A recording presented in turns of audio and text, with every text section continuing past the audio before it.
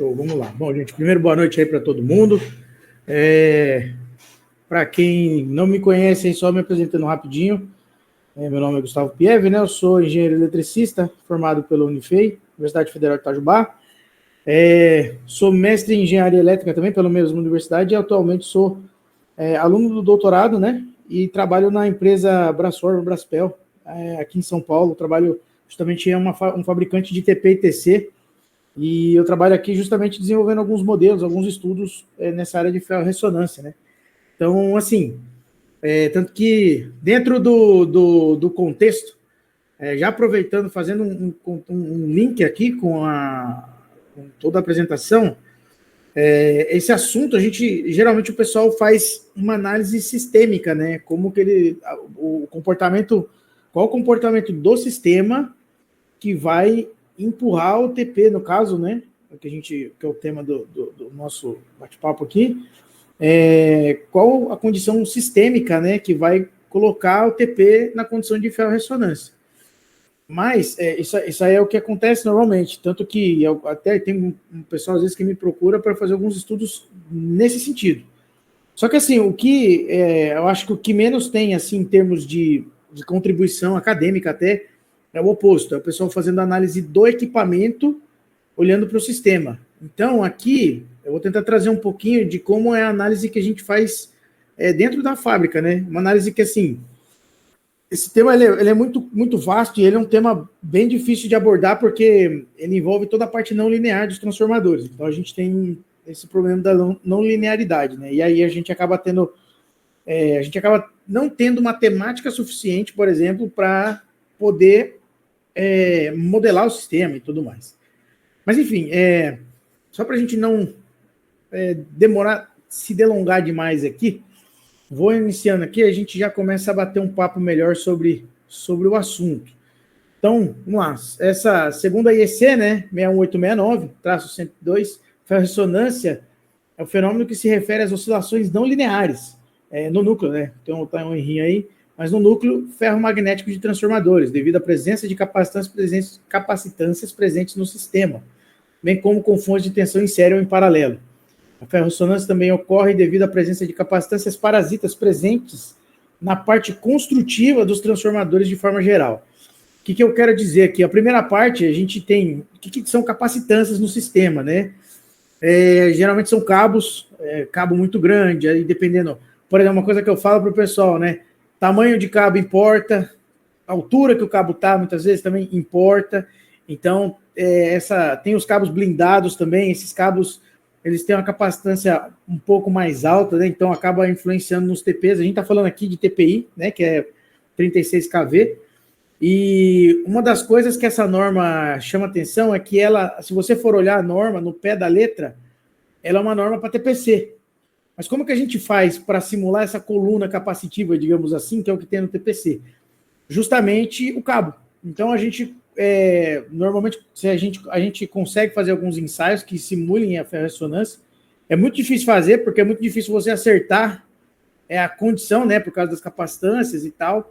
Vou até mostrar um caso aqui, em que a gente não tem ferro-ressonância e num outro, o mesmo TP, a gente tem ferro-ressonância. Então, é muito difícil acertar as capacitâncias que a gente vai colocar no sistema para que o TP entre em ferro-ressonância. Então, esse é do ponto de vista do sistema. Mas, do ponto de vista do equipamento, todo equipamento ele tem capacitâncias parasitas. O que são essas capacitâncias? O que formam essas capacitâncias parasitas? Tudo que é isolante. Por exemplo, dentro de transformadores, a gente tem os papéis isolantes, por exemplo. Esses papéis isolantes, eles vão formar capacitâncias. Lógico, com uma geometria mais esférica ali, mas você tem algumas geometrias que você pode fazer na bobina primária. Então, conforme varia o número de espira, conforme varia o número de camadas, conforme varia a geometria de bobina, essas capacitâncias vão mudar todas. Então, eu não vou entrar muito aqui na questão de projeto, porque eu acho que não seria o foco aqui do nosso bate-papo, mas a gente consegue trazer algumas análises com base nisso. Então, essa seria mais o nosso foco hoje, falar sobre ferro-ressonância e pensar nas capacitâncias do interior do equipamento, né? Pensando nas capacitâncias parasitas dele, por exemplo. Então, só para a gente entender um pouco melhor, a gente vai falar aqui também sobre estudo de resposta em frequência. Resposta em frequência, você precisa levar em consideração todas essas capacitâncias parasitas. Sem elas, não faz sentido falar nem de ressonância, nem de ferro-ressonância. Ferro-ressonância é o que eu costumo dizer. Aliás, o pessoal faz muito uma confusão. O pessoal fala que existe ressonância e ferro-ressonância. Ressonância é um termo, na verdade, da mecânica. Então, quando a gente fala de ressonância, você está falando da física, lá. Aí é da mecânica esse termo. Então, quando a gente quer pegar esse termo, como a gente quer pegar esse termo e trazer para o nosso mundo aqui de transformadores, a gente coloca essa parte de ferro-ressonância na frente, porque na intenção de dizer que essa ressonância ela acontece na região não linear de um transformador, porque tem um núcleo ferromagnético. Então, você está fazendo, ele está apresentando um fenômeno, um comportamento parecido com a ressonância, só que ela é não linear. Quando eu falo de ressonância, eu estou falando que é uma condição controlada. Então, é quando você faz o casamento de impedância, por exemplo. Ali você está colocando o seu sistema numa condição de ressonância. O seu TP, ele entra em ferro-ressonância, você não coloca ele em ressonância, isso aí não faz sentido. Mas você coloca ele, mas a condição de ferro-ressonância é quando ele entra sozinho. Ali é uma condição totalmente não linear, caótica, e aí o equipamento não resiste. Então, basicamente, esse é um primeiro termo assim, que eu gosto de pontuar, que é o conceito, né? A gente precisa dar nome, chamar pelo nome certo as coisas, né? Então, só para a gente reformular e resumir, ressonância seria um evento controlado, ele é linear. Ferro-ressonância, ele não é linear. Então, o que a gente está estudando aqui, que a gente está discutindo aqui hoje, é justamente o fenômeno não linear. Tá bom? Então, esse é o primeiro ponto aí. Bom, ferro-ressonância é um evento muito comum em transformadores, principalmente de distribuição. A ferro-ressonância, como eu disse, ela é uma oscilação não linear, e ela acontece muito por causa de eventos transitórios. Então, por exemplo, na rede de distribuição, normalmente, você tem fases desequilibradas. Quando você tem fases, essas fases estão desequilibradas, qualquer transitóriozinho na rede, seja um chaveamento, você precisa fazer uma manobra para você fazer uma manutenção, você pode, quando você tirou, por exemplo, abri uma chave fusível lá, sei lá, um disjuntor, uma seccionadora, não sei. Você fez qualquer operação ali, se você abriu, por exemplo, num ponto da senoide, do valor de tensão ali, você pode causar um surto transferido para o seu equipamento, e o equipamento ele pode operar em ferro-ressonância logo depois, e aí pega fogo. Então, muitas vezes, o pessoal pensa assim, puxa, pegou fogo no transformador lá do poste. Aí pensa que ele estava com sobrecarga. Às vezes foi só um problema de ferro-ressonância. Tanto que se você fizer uma pesquisa rápida sobre o assunto ferro-ressonância em transformadores, você vai mais achar artigo falando de transformadores trifásicos de postes, né, de transformadores de distribuição.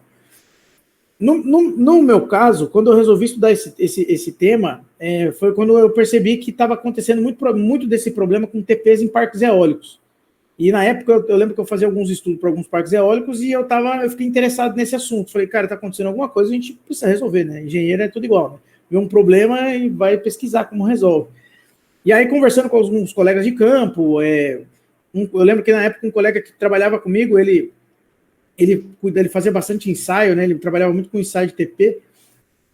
E ele comentou comigo, falou, tem um fenômeno que está acontecendo, que o pessoal meio que deixou de lado há alguns anos, mas ele está voltando a acontecer, o pessoal está voltando a estudar. É o fenômeno de ferro-ressonância, só que em TPs agora. Então, opa, me interessa, sempre me chamou a atenção esses transformadores de medição, né, TP e TC, então falei, opa, peraí, é uma coisa legal para estudar. E aí existem eu queria apontar aqui alguns fatores que são os mais divulgados, assim, digamos assim, na literatura, né, que são os fatores principais para a ocorrência de ferro-ressonância, principalmente em TPs, que é inversor de frequência, chaveamento de inversor de frequência, você tem a senoide, ela não vem perfeitamente, o sinal de tensão e de corrente não vem perfeitamente senoidal, né, então isso aí gera um problema por causa da modulação do sinal. Cabos blindados, como eu comentei um pouco antes. Manobra de disjuntores, né? Manobra de disjuntor, o problema é quando você está fazendo a manobra fora do zero da função, fora do zero da senoide. E quando como eu disse aqui, quando você faz essa manobra fora do zero da senoide, você pode gerar um surto transferido ali, um transitório, e o TP pode entrar numa condição de ferro-ressonância. E aí ele estoura. Mau dimensionamento da malha de terra, o problema da malha de terra é que você tem muitas correntes de sequência zero. Então, se você encontrar, por exemplo, se uma dessas correntes de sequência zero aí, tiver a amplitude, né, digamos assim, tiver próxima da frequência natural de ressonância do equipamento, ele pode entrar em ressonância, e aí você perde o equipamento. Entrar em ferro-ressonância, né, e aí você perde o equipamento. E aí, desequilíbrios de fase, né? Como eu mencionei, é mais comum isso em equipamentos de de distribuição, né? Transformadores de distribuição, né? Então, esse é o primeiro ponto aí. Gente, eu não estou vendo aqui, eu estou vendo que tá vendo algumas mensagens aqui, mas eu não consigo ver. Se quiser aí, puder abrir o microfone, acho que é mais fácil, porque eu não consigo. Se tiver alguma dúvida, beleza? Só para... Aí eu consigo, a gente vai trocando figurinha aí, tá bom? Só para ficar fácil. Aí pode abrir o microfone e me interromper quando quiser aí, que aqui a gente tá tentando, tá aqui para se ajudar. Tá bom? Então vamos lá. A resposta em frequência, né? A resposta em frequência consiste na análise da função de transferência de um determinado sistema frente à variação de frequência dentro de um espectro definido de frequência. Faltou ali o de frequência no final, né? É utilizado na análise do comportamento do equipamento quando exposto a frequências harmônicas, né? Por exemplo. Não só isso, né? Mas é o principal caso. Então, quando a gente faz um estudo de resposta em frequência num transformador, a gente está determinando o que a gente chama de assinatura do equipamento. Então, essa assinatura do equipamento, ela vai dizer para a gente, por exemplo, se você tem uma rede, você tem um sistema que a qualidade de energia dele não está tão boa. Se você tiver muitos harmônicos ali, você pode encontrar uma frequência harmônica que é a frequência natural de ressonância do equipamento. Então, é o que a gente chama de assinatura, né? Lembra que eu falei, né? Ressonância é um fenômeno que a gente controla. Então, quando a gente fala de frequência natural de ressonância, a gente consegue projetar isso, lógico, com algumas aproximações, a gente tem perdas no material, a gente tem inúmeros fatores dentro do transformador, então a gente não consegue, por exemplo, eu quero fazer um transformador aqui com 5 kHz de frequência natural de ressonância, não é bem assim que funciona. Então, você tem que levar em consideração geometria de bobina, você tem que considerar tamanho do equipamento, você tem que considerar número de papéis que você vai colocar, número de espiras, se você vai colocar uma ou duas bobinas, se você vai colocar a bobina em V, em U, tem muitas coisas envolvidas aí. Aí você tem que analisar a distribuição de gradiente de tensão. Como é que você faz isso? Elementos finitos. Então, você tá vendo como o negócio ele é mais... Essa parte de resposta em frequência, quando a gente vai falar de projeto de TP, o negócio é meio ardiloso. Assim, você tem muitas variáveis e elas não são lineares. A gente tem que lembrar disso. Então, às vezes, eu mexo numa coisa e aí eu desbalancei todo o outro ponto aqui. Então, a gente tem que levar em consideração essa coisa de tem que pensar onde que a gente quer chegar. E aquela história, como eu sempre falo, tudo que você faz em engenharia é um cobertor curto, né? Muitas vezes você está resolvendo um problema mais urgente agora, mas você está deixando o outro descoberto ali. Então, por exemplo, muitas vezes o que acontece? A gente percebe que a gente mexe na bobina, vai lá, tira estudo de resposta em frequência, vai olhar o equipamento, caramba, chegamos em 2 kHz, bacana. Aí você vai ver para colocar o equipamento na exatidão, é uma novela, né? E assim, eu ia pontuar isso mais no começo, mas eu acabei esquecendo. Uma coisa que eu sempre falo também, antes de até, é que TP e TC, ele não é um transformador comum, igual a gente pensa. Lógico, se comporta, as equações são a mesma, se comportam parecidas, as equações são parecidas, mas a diferença do TP e do TC para um trafo normal é que o TP e TC ele tem que entregar medição. Então, você não está entregando só... não é potência que você está entregando, você está entregando precisão. Por isso que o TP ele tem algumas classes de exatidão, né? Que aí seria o 0,3 para medição, 0,6 que geralmente o pessoal usa para proteção, né? E 1,2 que o pessoal usa para comando, né? Quando você tem comutador, enfim, tapa de trafo. Então, o pessoal às vezes usa esse tipo de TP para essas finalidades. Então, a grande diferença aqui é a questão da exatidão. A gente vai ver aqui na frente que variações de frequências prejudicam a exatidão do equipamento. Então a gente tem todas essas coisas assim, né? O TP ele tem alguns desafios maiores do que só o trafo, né? Então, mas enfim, basicamente é isso, essa questão. E aí voltando a essa questão da resposta em frequência, falando de novo, né? A gente pode fazer mexer em algumas coisas que a gente tem, algumas variáveis que a gente tem sob controle, porém, a gente não consegue... Ô Luiz. Oi, perdão, pode falar. O André Rosário aqui, eu estou falando aqui de Aracaju. Oi, e aí, cara? Tudo bom? Beleza. Eu coloquei um texto ali que era para a gente tratar depois, mas você permitiu aí. Desculpa. Não, tranquilo. Você está apresentando aí, não visualiza, né? Isso. O texto. Pode perguntar agora? Claro, pode falar. Manda aí. Aproveita aí a rocha. Não, beleza. Eu trabalho aqui na distribuidora daqui do estado de Sergipe. Sou engenheiro eletricista também. A minha dúvida é com relação ao equipamento regulador de tensão. A gente tem algumas situações aqui. com esse tipo de equipamento. Primeiramente, era esclarecer o efeito, né? A ferrorressonância, ela vai gerar um efeito térmico e, consequentemente, incendiar o equipamento, né? Isso. É esse o efeito, né? Isso. Você primeiro ouve um barulho, ele começa a zumbir mais alto, digamos assim, e aí ele começa a esquentar, e aí vai derretendo resina, né? Aquela resina ali vai derretendo, ele vai esquentando, liberando calor, estoura. Perder isolação, curto-circuito, né? Isso aí. Então, o mecanismo é esse, de falha, isso aí. né? Beleza. Aí esse equipamento regulador de tensão, você tem familiaridade com ele? Cara, muito pouco, mas eu tenho uma noção. Não, nada muito a fundo. Você sabe a função dele, né? Sim. Então, pronto. Ele também pode sofrer esse tipo de efeito, não é isso? Você fala de ferrorressonância? Sim. Cara, poder ele pode. A verdade é que, assim, qualquer coisa que você tenha, qualquer equipamento que você tenha uma indutância, uma capacitância parasita ali, ele pode sofrer um efeito de ferrorressonância, uma não linearidade, né? Alguma coisa, um ferro magnético ali no meio.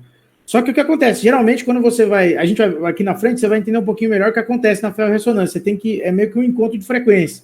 Então, você faz a resposta de frequência dele, você acha uma frequência natural do equipamento. Lá na ferrorressonância, quando acontece o evento transitório, você usa a série de Fourier, você vê que às vezes a frequência não coincide. Aí, provavelmente, ele não entra em ferrorressonância. O que acontece com esses equipamentos maiores? Geralmente, a frequência dele natural de ressonância é uma coisa muito alta, 10 kHz, entendeu? 15 kHz, 50 kHz. Então, aí acontece, você não tem, às vezes, digamos, no surto transferido, você talvez não tenha uma frequência tão alta. Aí você pode ter ali numa descarga atmosférica, alguma coisa mais agressiva, assim, digamos assim, entendeu? Mas ele pode acontecer. Só que seria bem mais raro, entendeu? Certo. Aí ele pode acontecer algumas frequências dessas, mas elas são rápidas e não fica muito tempo exposto, né? Não, é que assim... A ponto de... a frequência, na verdade, você só precisa... É como se fosse uma reação em cadeia, cara. Então, imagina que você tem um evento que tem uma frequência que atingiu exatamente a frequência de ressonância dele. Pum! Você já... Caiu um raio lá, tal. O raio é uma coisa muito rápida. Logo que o raio parou, eles... uma descarga muito rápida, depois ela some. O seu equipamento ele pode continuar meio que numa retroalimentação. E aí ele fica oscilando ali dentro sozinho, no mundo dele ali, até uma hora que ele queima. Então é como uma reação, não sei se você lembra lá da química orgânica, uma reação de autocatálise.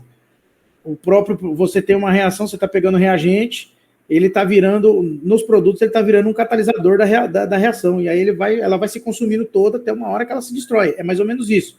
Você gerou uma... Certo. Não vou dizer a você que me recordo não da autocatálise, mas eu entendi o fenômeno. Então, eu uso esse exemplo porque, cara, se você for parar para pensar, muita coisa na natureza se repete, né? Sim. Então a ferrorressonância ela não é muito diferente. O problema da ferrorressonância é que eu comentei no começo, ela é não linear, cara. Então você não tem nem matemática para isso. Imagina modelar um negócio desse, né? Bom, esse é um grande problema aí da coisa aí. Oi. Boa noite, tudo bem, pessoal? Boa noite. Opa. Boa noite. Meu nome é Valdeir, trabalho na Cotes Engenharia. Legal. Legal. Minha dúvida, eu consigo detectar esse fenômeno no ensaio de físico-químico, cromatografia de óleo dos equipamentos? Ou não, só em ensaio eu pego isso?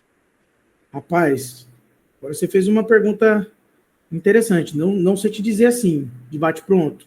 Mas o que o pessoal usa, normalmente é muito difícil. Assim, como a gente está falando de TP, normalmente você não consegue. Tem algumas formas de onda que são características. E aí você consegue ver isso, por exemplo, numa oscilografia, dependendo da janela que o cara te entrega lá na análise. Mas assim, em termos de ensaio, eu acho que... Aumento de temperatura, por exemplo, numa termovisão, a gente pegar uma temperatura meio que... entendi. Possa ser que a gente abrir uma investigação, vamos coletar desse cara aqui, pode ser que pegue? Pode ser. Entendi o que você quer dizer, entendi agora, eu não tinha entendido muito bem a pergunta, mas pode ser sim. Tanto, cara, que só para você ter uma ideia, tem um pessoal, não sei se você conhece, já deve ter ouvido falar, o pessoal deve ter ouvido falar do pessoal do Lactec. Eles têm um ensaio que eles fazem um ensaio de ferrorressonância ali, que eles usam justamente elevação de temperatura. Então, você tem alguns sensores ali, só que assim, eu sei que eles fazem isso para trafo, eles olham lá a questão do óleo e tal. A gente está tentando até aqui com a empresa, aqui com a Brasform, a gente está querendo pensar no ensaio para o TP. Só que o TP é um trafo a seco, né? Então tem que mudar algumas coisas. E outra, como eu disse, ferrorressonância é um evento que, se você for ver, tem muita literatura para trafo. Para TP não tem quase nada. E aí o TP muda algumas coisas, entendeu? Mas pode ser que pegue sim, cara. Pode ser sim. Então, se o pessoal do Lactec tem alguma coisa nesse sentido, é porque pega, entendeu? Eu não conheço muito desse tipo de ensaio, porque eu vi muito pouca coisa sobre ele. Quando eu não trabalho muito com tráfego, então não é uma coisa que, muito objeto de estudo, entendeu? Mas eu já vi algumas coisas desse tipo, sim. Então, eu acho que pega sim, viu, cara? Então, posso até, depois, se você quiser pegar meu número aí, a gente pode até trocar uma figurinha, assim. Vou salvar seu número aqui. Pode salvar aí, a gente... Vai disponibilizar no chat aí. Não, pode... Pô, porque vou ter que fechar aqui. Tá aqui na tua apresentação aqui. Eu botei na apresentação porque eu sabia que no chat eu não ia conseguir pôr. Não, show de bola, eu vou tirar Não, pode mandar bala aí. Ô Luiz, eu acho, até contribuindo com o colega aí, ele fez a primeira pergunta relacionada à análise de óleo, né, físico-química cromatográfica. Se essa ferrorressonância gerar alguma descarga parcial ali no interno do equipamento e gerar gases no óleo, ele vai ver sim na cromatografia gasosa. Agora, talvez ele não saiba o fenômeno que está causando, né? Mas o efeito ele vai ver. Isso mesmo. Se estiver gerando descarga, né? Então, e assim, cara, eu ia comentar isso. Você deu um spoiler do final da apresentação, mas a gente fala agora. O que acontece quando você bacana, é que é um tema que eu estou estudando também aí no mestrado aí. Cara, pode mandar aí, tiver dúvida. Cara, legal pra caramba, pega meu número aí, tem muita coisa que a gente consegue trocar figurinha aí, o que eu puder ajudar, estou à disposição. Mas uma coisa que acontece assim, quando você tem, por exemplo, um caso de ferro-ressonância em TPs. Beleza, meu TP foi lá, tá lá no campo, estourou o TP, foi pra lua, tal, quebrou, como é que a gente sabe? Geralmente você bate o olho nele, cara, você olha o núcleo dele, tá todo queimado. Como a ferro-ressonância é um evento muito agressivo, as partes internas dele já vibram em 60 Hz, né? E aí o que acontece? Quando você entra num regime de ferro-ressonância, essa amplitude de vibração aumenta. E aí ela começa a bater internamente ali e ela vai quebrando aquela resina. Então muito por isso que ele esquenta. Porque você está atritando a parte ativa do equipamento com a resina, internamente falando. Então, só que acontece? O sistema é trifásico. Então, toda essa vibração toda, nada mais é do que são trocas de energia. O seu equipamento, por ele ser trifásico, né, o mais próximo de um equilibrado possível, os outros TPs também vão vibrar em volta e vai aumentar a amplitude deles. O que acontece? Se você for fazer os ensaios de descargas parciais nesses TPs adjacentes, você vai ver que a descarga parcial vai lá para casa do chapéu. Tanto que a gente já pegou, por exemplo, o caso do TP que, o TP da fase A, se não me engano, tinha estourado, foi para a Lua. Se olhava o TP da fase B, ele perdeu uma parte da resina, assim, como se tivesse dado um soco na resina que tivesse pulado para fora um tanto. Então você vê aqui e falou, cara, peraí, que aconteceu alguma coisa. Por quê? Porque o TC do lado vibra também. Até por uma questão de estabilidade, né? Então o sistema todo ali, ele está trocando energia com a intenção de manter a estabilidade, né? Para não funcionar desequilibrado. E aí tem um outro colapso por desequilíbrio de energia. Só que acontece, se eu estou aumentando essa energia mecânica, digamos assim, internamente do meu equipamento que está ali numa situação de ferro-ressonância, os equipamentos em volta vão ter que aumentar também essa energia interna.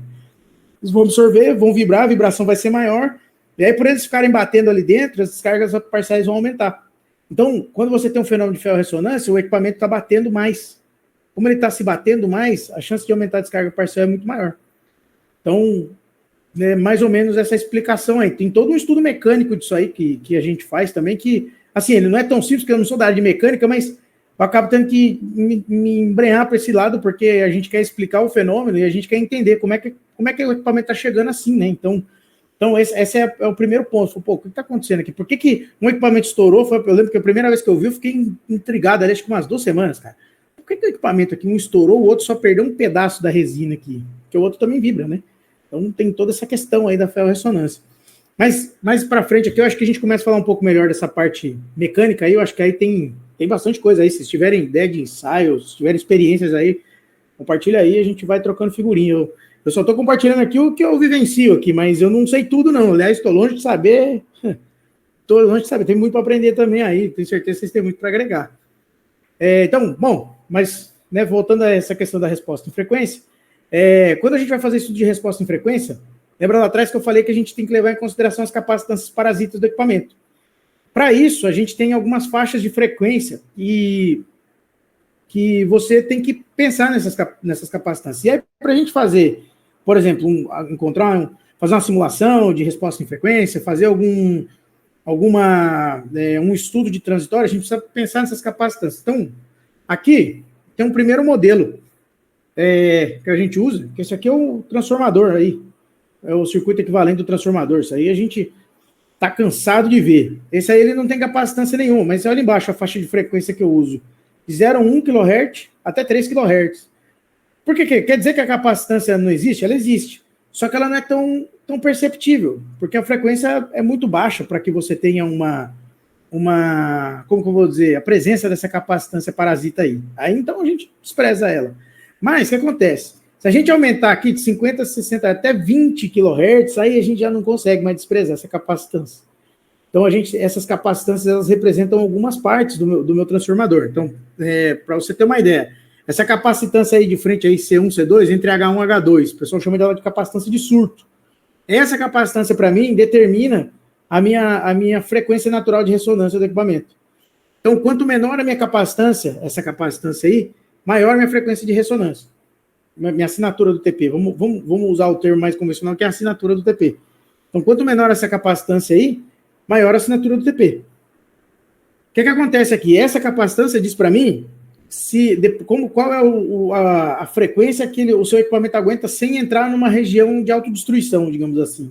Como eu falei, é uma reação em cadeia. Você só deu um tranco nele, você só teve uma descarga atmosférica, você só teve um chaveamento, uma coisa muito rápida, mas o seu equipamento ele entrou numa condição de autodestruição, digamos assim, na questão de ferro-ressonância, que o bichinho foi embora. Ele esqueceu do mundo, ele simplesmente foi cozinhando por dentro, foi liberando calor, e aí, meu amigo, ninguém aguenta, ninguém segurou o bichinho foi embora.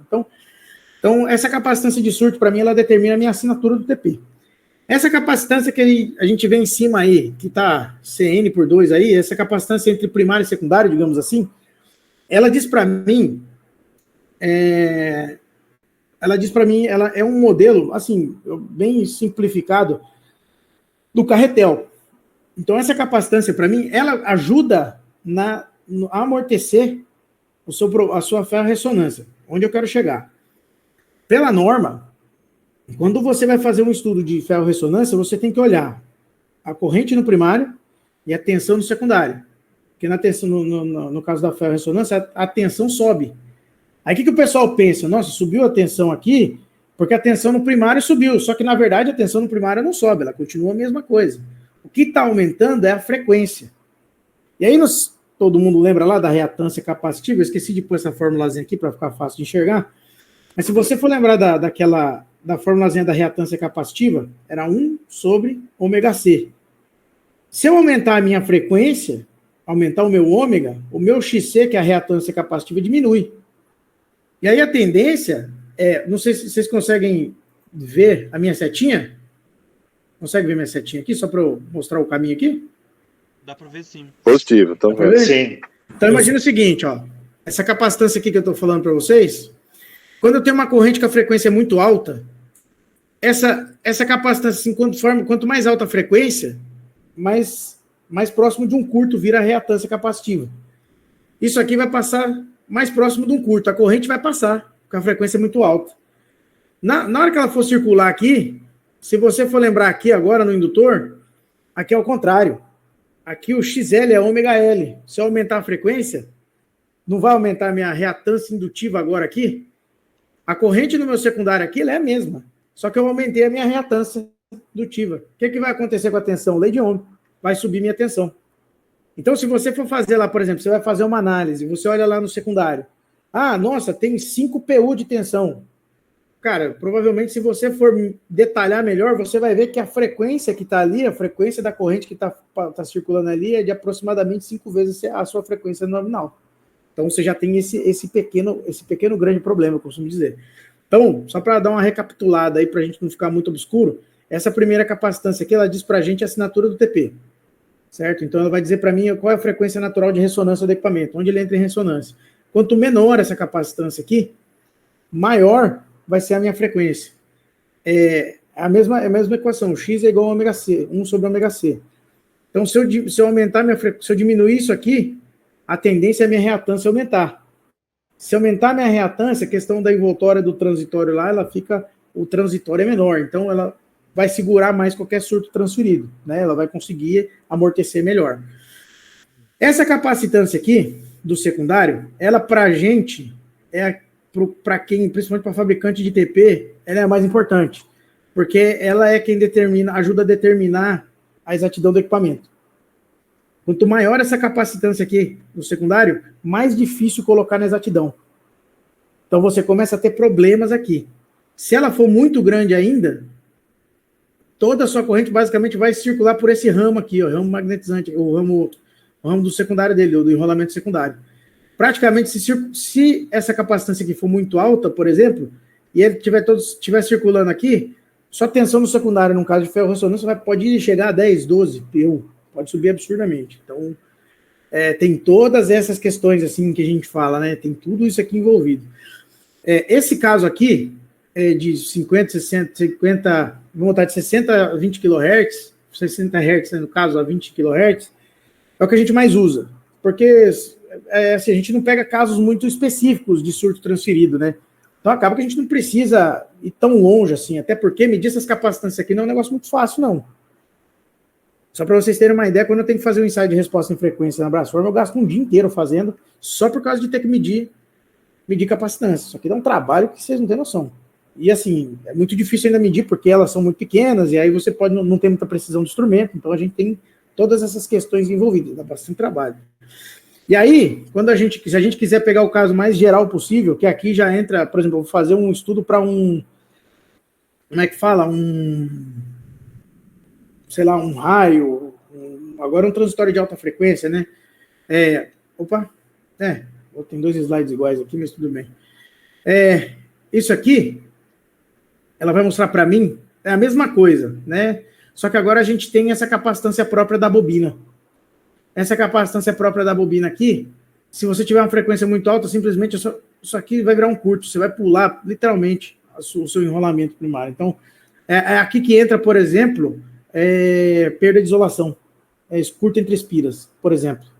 Entendeu? Então, tem tudo isso envolvido, para vocês terem uma ideia. Isso aqui é um modelo do Sigré, eu acho que eu coloquei no primeiro aqui, ou não coloquei? Não coloquei, mas isso aqui é um modelo do Sigré, é um modelo já bem consolidado, bem antigo, o pessoal usa muito para fazer estudo de resposta em frequência. Então, e assim, ele atende muito bem, porque a gente precisa assim, ele entrega muito, ele é muito confiável, né? Tanto que todos os estudos, mudança de projeto, a gente faz usando com base esses modelos do Sigré. Então, basicamente é isso. Bom, aí aqui, eu peguei aqui um TP, um estudo de caso que eu fiz aqui, e aí para a gente deixar um pouco mais prático, né? Senão fica um negócio meio muito teórico aqui, fica um negócio meio chato, fica faltando, enfim, né? A gente, vamos ver como é que funciona isso, né? Bom, então, para vocês entenderem aqui, eu peguei a relação de transformação, peguei um TP, classe tensão 36 kV, TPzinho normal. Na verdade, isso aqui é realmente um estudo de caso. Tá? Esses dados aqui são públicos, eles estão na minha dissertação do mestrado, mas eles são muito próximos a um estudo de caso mesmo que eu tive que fazer. Uma vez me procuraram aqui para ajudar com o estudo de ferro-ressonância, então ele é muito próximo ao que eu fiz aqui, e aí conseguir explorar algumas coisas que seriam interessantes para a gente falar. Então, aqui você tem os dados dele, né? Os dados nominais, né? Relação de transformação, 34.500 para 115. Isolamento, né? Seria a isolação dele, resina epoxílica. Potência 400 VA, resistência de enrolamento primário 7.430 ohms. Resistência dos enrolamentos secundários 0,289. Indutância do enrolamento primário 2,62 mH.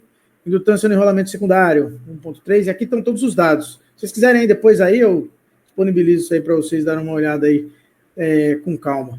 E aqui tem as capacitâncias, como eu falei, né? Essa capacitância aqui do primário para o terra é aquela capacitância de surto que a gente chama, né? Essa aqui, no caso, né? Então, essa é a primeira capacitância. A capacitância entre primário e secundário, a gente está pegando isso aqui, né? E a capacitância do meu secundário é essa capacitância aqui. Então, tem essa questão aqui. E aí, aqui tem uma coisa aqui, uma sacada aqui, eu acho que não sei se o pessoal conhece esse software, chama Tina Texas Instruments. Eu uso bastante ele para fazer estudo de resposta em frequência, eu acho ele mais... A interface dele, ele tem menos comandos do que o ATP, digamos assim. Então, ele é um pouco mais intuitivo, porque, na verdade, ele é um software para o pessoal de eletrônica. Então, dentro dele, você tem modelo de antena, você tem um monte de coisa, filtro, passa-baixa, filtro passa-banda, você tem um monte de coisa. Então, e ele é mais, para mim, eu acho ele mais, a interface dele um pouco mais agradável, né? Mas ele é bem parecido com o ATP, em termos de montar o circuito aqui, e aí ele me ajuda a complementar o estudo no ATP. Então, o ATP é como eu costumo dizer, né? O ATP é solução de segurança. Se deu errado aqui, você faz aqui. Se está estranho, vai lá na ATP e confere. Então, para mim, ele é só uma questão de ganhar tempo. Ele é mais fácil de mexer nesse sentido, nessa questão de resposta e frequência, né? Então, tudo que é domínio da frequência, eu costumo usar o TINA. Então, aqui está o circuito, né? Que a gente usou ali, com aqueles dados que eu mostrei para vocês. A única coisa que eu chamo a atenção é que a gente coloca uma resistência aqui para ele dar um valor, para ele ser mais específico. Senão, ele dá um valor todo torto lá de resposta e frequência, fica difícil da gente enxergar, né? Então, isso aqui ajuda a facilitar. E aí, aqui está a resposta em frequência que ele entregou para mim.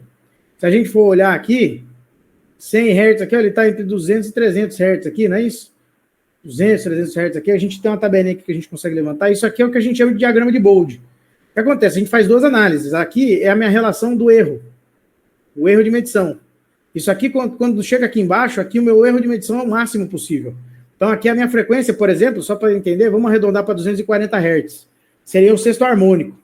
Então, você imagina numa rede onde você tem presença de sexto harmônico. Provavelmente, seu equipamento aqui entraria em ferro-ressonância. Você tem um probleminha aí.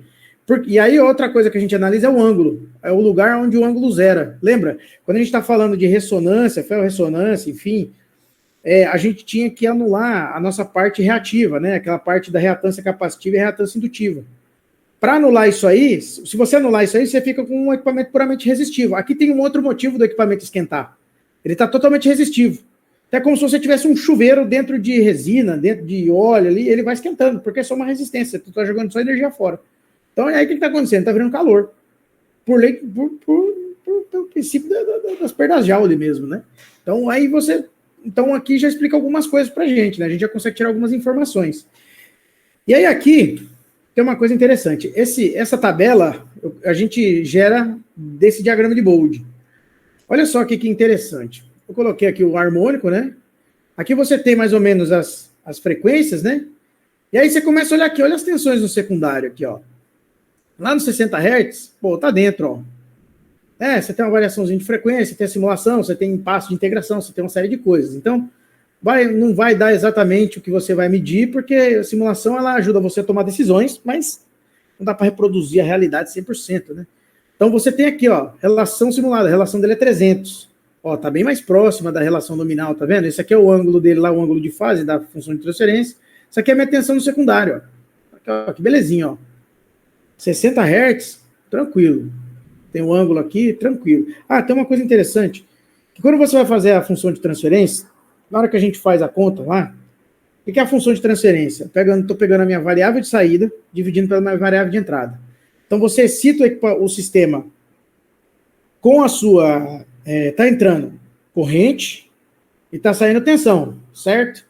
Se eu vou fazer a função de transferência, o que é que vai acontecer? Eu vou dividir a tensão de saída pela corrente da entrada. Isso aí é impedância.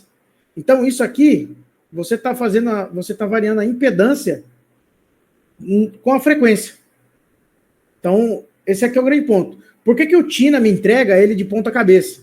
Porque, na verdade, o TINA, ele enxerga, ele ao contrário, ele vê a admitância. Mas a admitância é só inverter, né? A admitância é 1 sobre Z. Então, não tem segredo, é a mesma coisa, só que com o sinal trocado. Então, a gente analisa de ponta cabeça porque o TINA entrega assim e dá mais trabalho deixar ele certinho, né? Mas o ATP, por exemplo, ele já entrega a impedância certinho. Então, essa é uma coisa interessante também do TINA. E aqui, ó, aqui eu quero chamar a atenção aqui para o pessoal aí que está aí. Olha como é que está a frequência, 60 Hz, 120 Hz. Vamos olhar meu erro de medição. Olha o meu erro de medição aqui, cara. Isso aqui é um TP de classe de exatidão 0,3. Olha o erro que está aqui, a gente está falando de 120 Hz. Isso aqui, 7,18%. Meu amigo, isso aqui já não é mais um TP. Se você for parar para isso aqui não é um TP. Aí a gente falou lá das correntes de sequência zero do aterramento, por exemplo, terceiro harmônico. Olha isso aqui. Olha o meu erro. E assim, aquela velha história, o sistema, geralmente a corrente de sequência zero ali aparece no aterramento ali, principalmente por causa de neutro, e quando as fases não estão equilibradas. Então, olha isso aqui.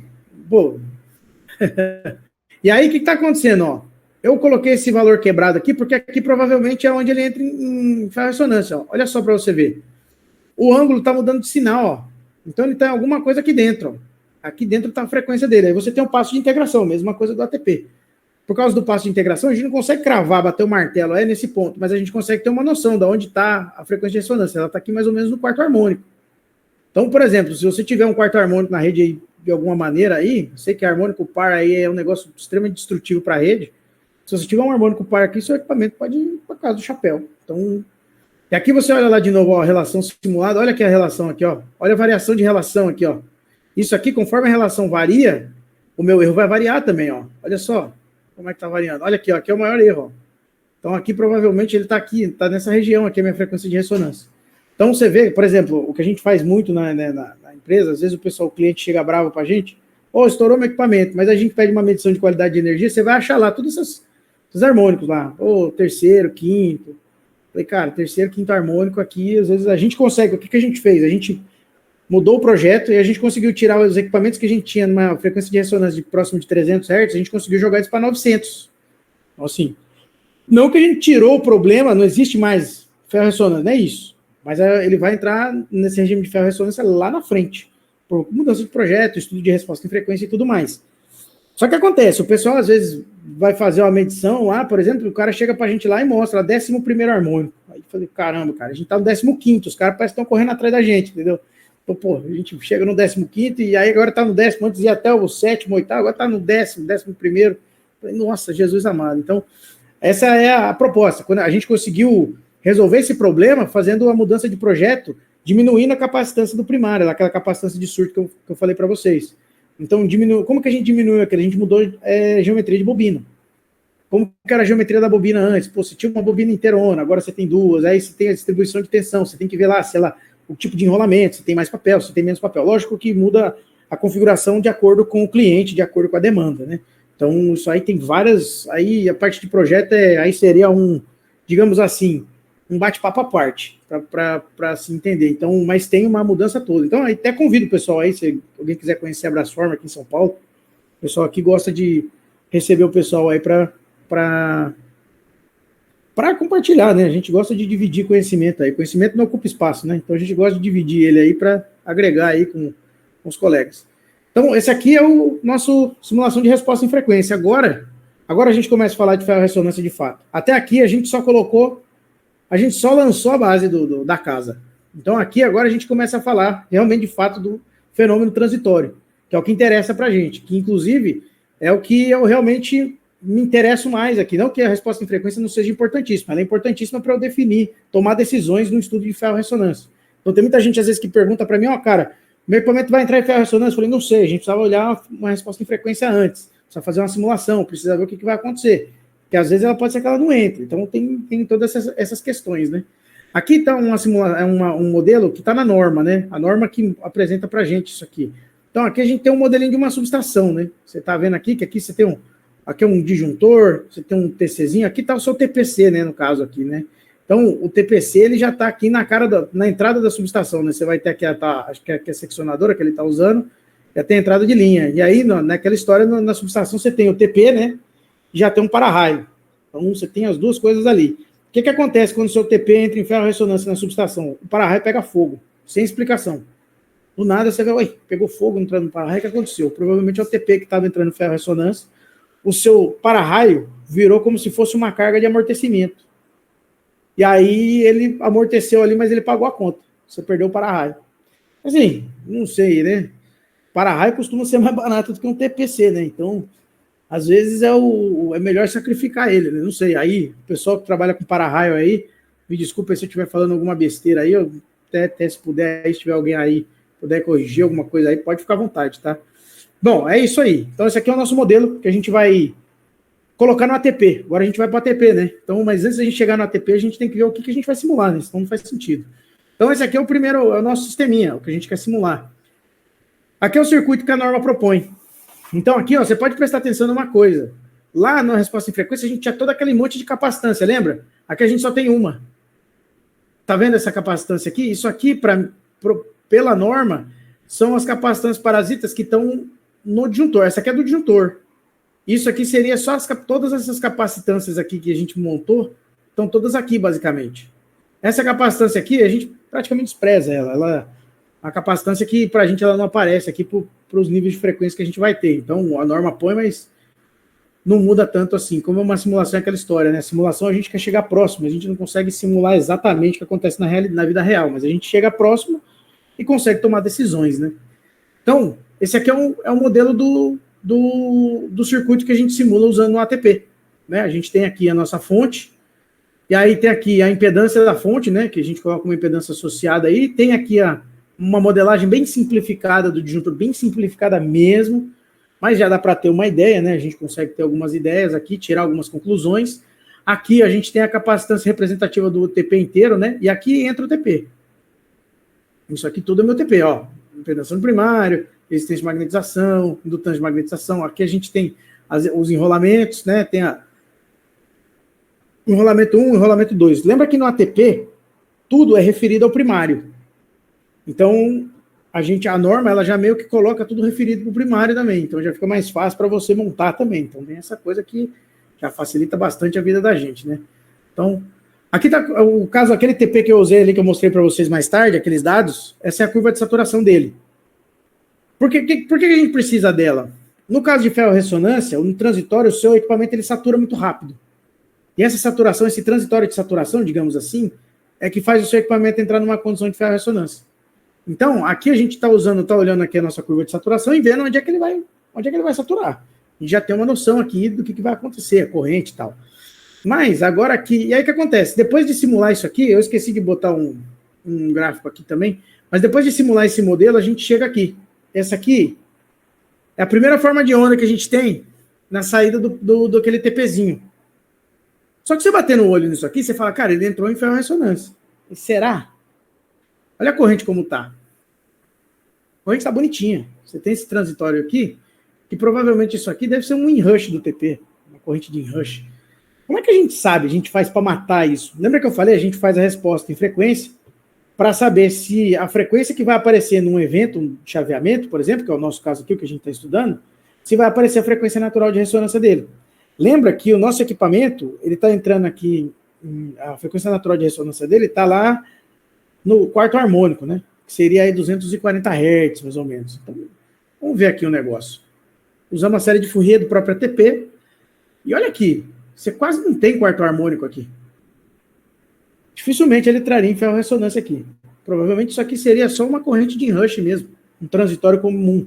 Então aqui eu já gosto de pontuar um negócio. Não é todo chaveamento de disjuntor que vai fazer o seu equipamento entrar em ferro-ressonância.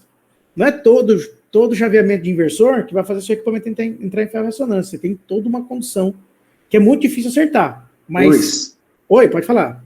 É o Fernando aqui perguntando. Oi, aí, Fernando. Cara, por exemplo, você falou que tem que fazer a análise de frequência do equipamento para saber, de repente, em qual possível frequência ele pode ter a ressonância. Aí você mostrou lá a imagem lá do Tina da Texas. Vou voltar aqui para você. Então, para fazer essa análise inicial de qual a possível frequência de ressonância do TP, eu faço ele de forma individual. Isso. Assim, eu modelei ele lá, coloquei uma fonte lá na cara dele lá. Aí, com isso, eu faço esse scan de frequência do equipamento. Aí eu possivelmente, se entrar em ressonância, vai ser nessa frequência. Aí Isso. Aí agora esse próximo passo que você está mostrando esse equipamento está pendurado em um sistema. Isso, está num sistema. Tá. O modelo que eu usei é esse equipamento, é que eu esqueci de botar aqui a simulação da TP, até peço desculpas, mas eu usei esse modelo aqui. Então é assim, isso aqui tudo aqui, ó, para mim, essa fonte aqui e essa impedância aqui, até essa chave aqui, tudo aqui para mim, ele representa um sistema. Ok. Então a ideia aqui é, como eu falei, a ideia é a gente olhar do equipamento para o sistema. Mas então, por exemplo, vamos supor, você quer colocar o seu sistema aqui. Você ia pegar e abrir e ia colocar ele todo aqui. Entendeu? Entendi. Então, seria essa a ideia. Você está certo, a sua análise é essa mesmo. Então, a gente colocaria isso aqui. Eu tenho algumas simulações aqui que tem alguns sistemas maiores aqui, né? Eu só não coloquei aqui no caso, porque ia fugir um pouco do escopo, né? Do que a gente estava falando. Mas se depois você quiser, cara, me lembra aí, a gente troca uma figurinha. Eu tenho algumas coisas aqui que dá para compartilhar. Aí só mandar uma mensagem aqui, a gente vai falando aqui. Beleza? Bom, voltando lá, chegamos aqui. Eu vi que alguém mandou aí, mas eu não consigo ver aí. Tem que ser o microfone, galera. Licença, meu nome é falar. Vitor. Eu tô com uma dúvida que no caso, quando eu determino essa frequência da ferrorressonância, seria possível colocar um filtro passivo para evitar isso? Cara, possível é.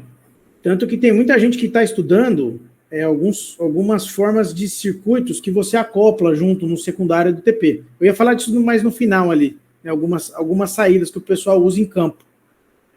Mas o que o pessoal está estudando são circuitos anti-ferro-ressonantes, que eles falam, né? Que são circuitos que usam eletrônica, e aí usam filtros.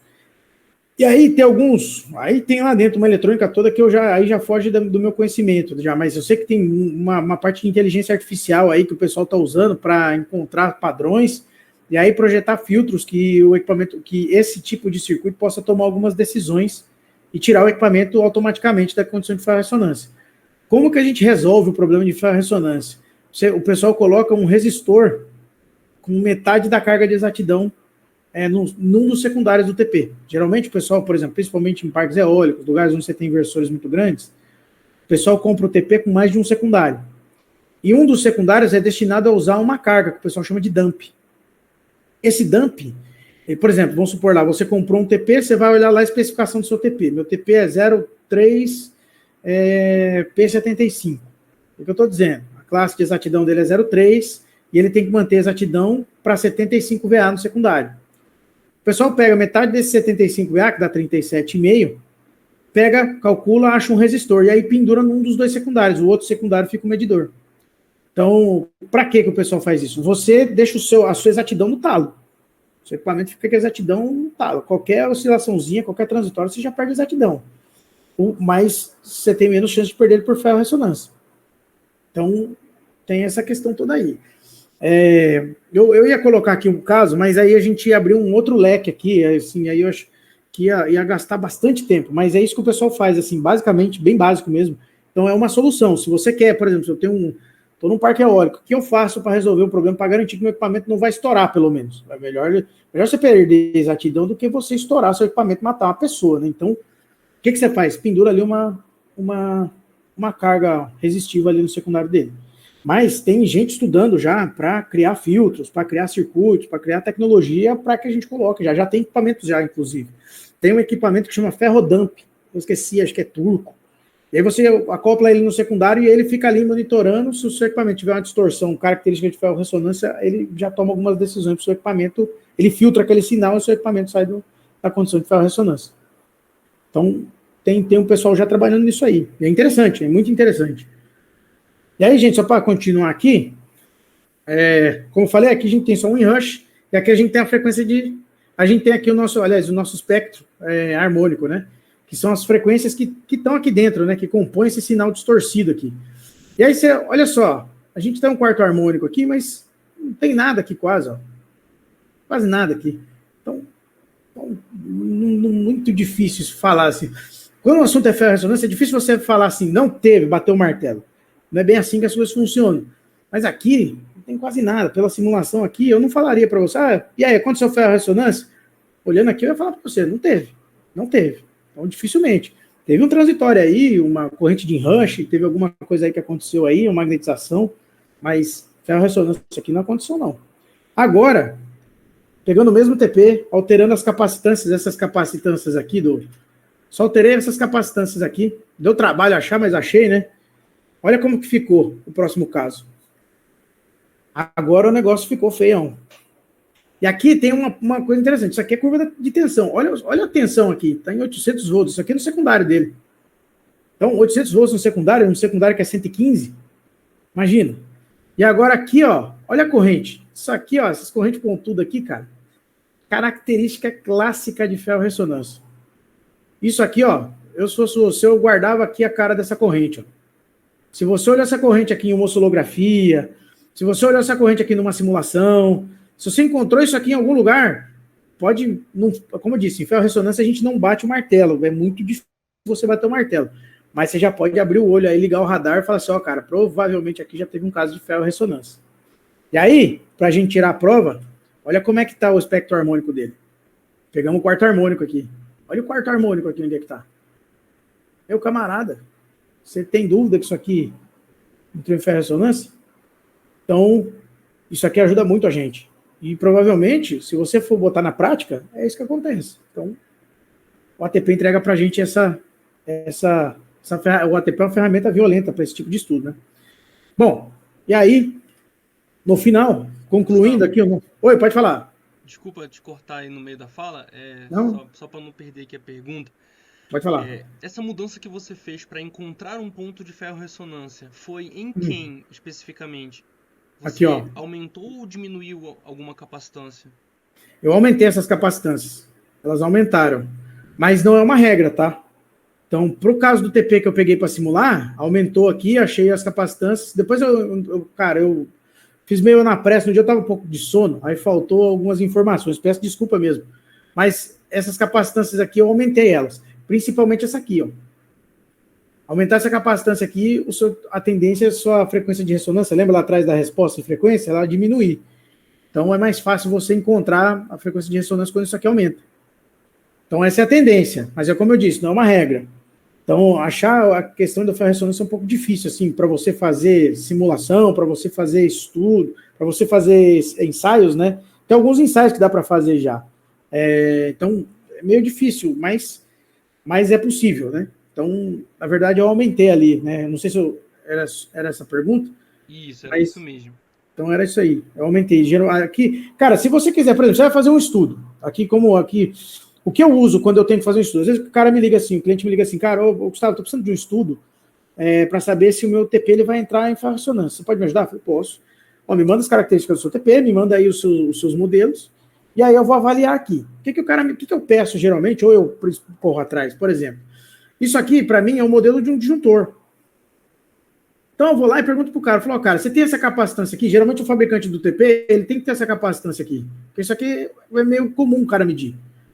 Agora, eu vou lá e pego essa capacitância aqui do disjuntor. Eu ligo pro cara do disjuntor. Eu falo, e aí, cara, você pode me passar essa capacitância parasita? O cara, geralmente, ele tem também. O cara é o fabricante. Então, esse tipo de coisa aqui de capacitância, geralmente, o cara tem. Aí, o que acontece? Eu coloco isso aqui e falo, ó, como é que... Aí eu vejo, vamos supor, coloquei os valores aqui, simulei e não achei nada.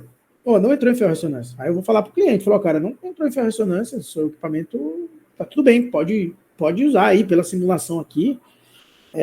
Pode usar, não tem muito risco quanto a isso. Porém, às vezes o cara fala, mas então qual condição ele entraria em ferro-ressonância? Aí, meu amigo, aí é como eu costumo brincar. Aí o pessoal me aperta sem me abraçar, porque aí você tem que começar a caçar que tipo de capacitância, qual o valor de capacitância que você vai colocar aqui, que o equipamento vai entrar em ferro-ressonância. O que essas capacitâncias aqui, o que o cara tá pegando? Isso aqui não é só disjuntor, tá? Então o cara, na hora que ele for modelar esse sistema todo aqui, ele tem que levar em consideração lá se ele vai ter cabo, qual que é o tamanho do cabo, qual que é a altura do cabo, se o seu TP, se o seu tá numa altura muito grande, se o seu inversor, a modulação dele tá ok. Então tem tudo isso, cara. E aí aqui, cara, aqui a complicação do negócio. Entendeu? Então, se o cara falar para mim, qual condição ele entra em ferro-ressonância? Aí eu tenho que sair chutando capacitância. Para mim, eu aqui, como eu já tenho alguma experiência, eu consigo ir chutando alguns valores meio parecidos, eles são meio padrão, assim, dos que eu já enxerguei. Mas tem TP que não tem nada a ver. Tem tráfego que não tem nada a ver. Então o negócio fica bem mais difícil. É difícil achar essa capacitância aqui. Aqui, no caso, eu aumentei, né? Deu trabalho, tanto que deu trabalho achar, cara. Aí na hora que achou, eu falei, opa, temos um caso bacana aqui para compartilhar com o pessoal. Então, só para... Chegando aqui, estamos no final aqui. E aí, bom, só para a gente concluir o assunto, né? A resposta em frequência, ela determina a frequência em que o equipamento entrará em ferro-ressonância, né? Como a gente comentou antes, ela fica acomodada ali num dos harmônicos, digamos assim. Né? Os chaveamentos fora do zero da senoide podem provocar surtos transferidos ao secundário, o que, ao ter transitórios de alta frequência, podem provocar grandes elevações de tensão. Lembra aquela história de aumentar a frequência no secundário? Se eu aumento a minha frequência, a minha tensão vai aumentar no secundário. Você está aumentando a minha reatância indutiva. E aí, modulação de inversores, né? Provocam distorções harmônicas na rede, caso a modulação não apresente a frequência de chaveamento adequada. Então, isso aqui tudo, a gente coloca aqui, eu ia colocar mais coisas aqui, mas eu acho que em termos de conclusão, o que a gente pode tirar disso tudo? Primeira coisa, a ferrorressonância não é um fenômeno tão simples assim de você estudar. Então é muito difícil quando alguém chega para você, eu preciso fazer um estudo de ferrorressonância, preciso bater martelo. Aqui é muito difícil bater martelo, né? Porque você tem condições não lineares. Então, condições não lineares é pedir para você... você não tem matemática suficiente para isso, tem que fazer inúmeras aproximações. Então, isso já dificulta, porque você começa a cometer erros, né? Então, tem que levar em consideração o que você tem à disposição da sua mão. Então, por exemplo, se eu fosse, o cara perguntar para mim, cara, quero começar a fazer estudos disso, por onde eu começo? Primeira coisa, o que você quer simular? Da onde você está indo? Do equipamento para o sistema, do sistema para o equipamento? Porque o que vai acontecer? Se você vem do sistema para o equipamento, você não vai mexer em tantas variáveis do equipamento. Você não vai precisar se preocupar tanto só com as capacitâncias do equipamento. Você tem que olhar como é que está seu sistema. Pô, meu sistema tem muito chaveamento, estou modelando um inversor lá no meio do caminho, tem um trafo aqui. E aí aqui eu queria até pontuar uma coisa interessante. Geralmente, num caso de ferro-ressonância, o seu relé não pega. Não pega. Primeiro porque no situação no caso de proteção, você está protegendo o trafo. Ninguém protege TP. E o que acontece? O seu trafo não vai ver a sobretensão, porque lembra lá atrás que eu mostrei? A relação está diminuindo, porque a tensão está subindo. Só que assim, dentro do TP tá tudo, o TP está cozinhando. Mas quem está fora acha que o quê? Subir a tensão, mas a relação diminui. Então tá ok, a relação no primário, matemática, tem que continuar igual. O seu relé, como ele está protegendo o seu trafo, ele não está vendo sobretensão do seu trafo. Mas o seu TP está cozinhando. E aí o que acontece com o TP? O TP estoura e o relé não vê. Então, tem essa dificuldade ainda. Uma das coisas que eu, assim, agora comentando aqui, repartindo, uma das coisas que eu tenho estudado bastante, tem sido bastante objeto de estudo, é como a gente pode compensar esse ponto cego do relé, né? Porque o relé não é culpa do cara que está projetando a proteção, isso aí não é culpa dele. O cara tá pensando lá no tráfego, tá certo, o tráfego é o mais crítico de uma subestação. Mas, se você ficar perdendo TP, aí você não...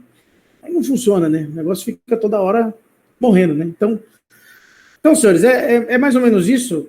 Eu peguei um basicão aqui, um apanhadão muito geral aí, mais simples que eu consegui aí repartir. Peguei alguns estudos de caso aqui, de uma coisa que eu fiz aqui recentemente, um estudo aqui ajudando alguns colegas aqui que estavam fazendo um estudo de transitório. Na verdade, eu estava conduzindo o estudo aqui também.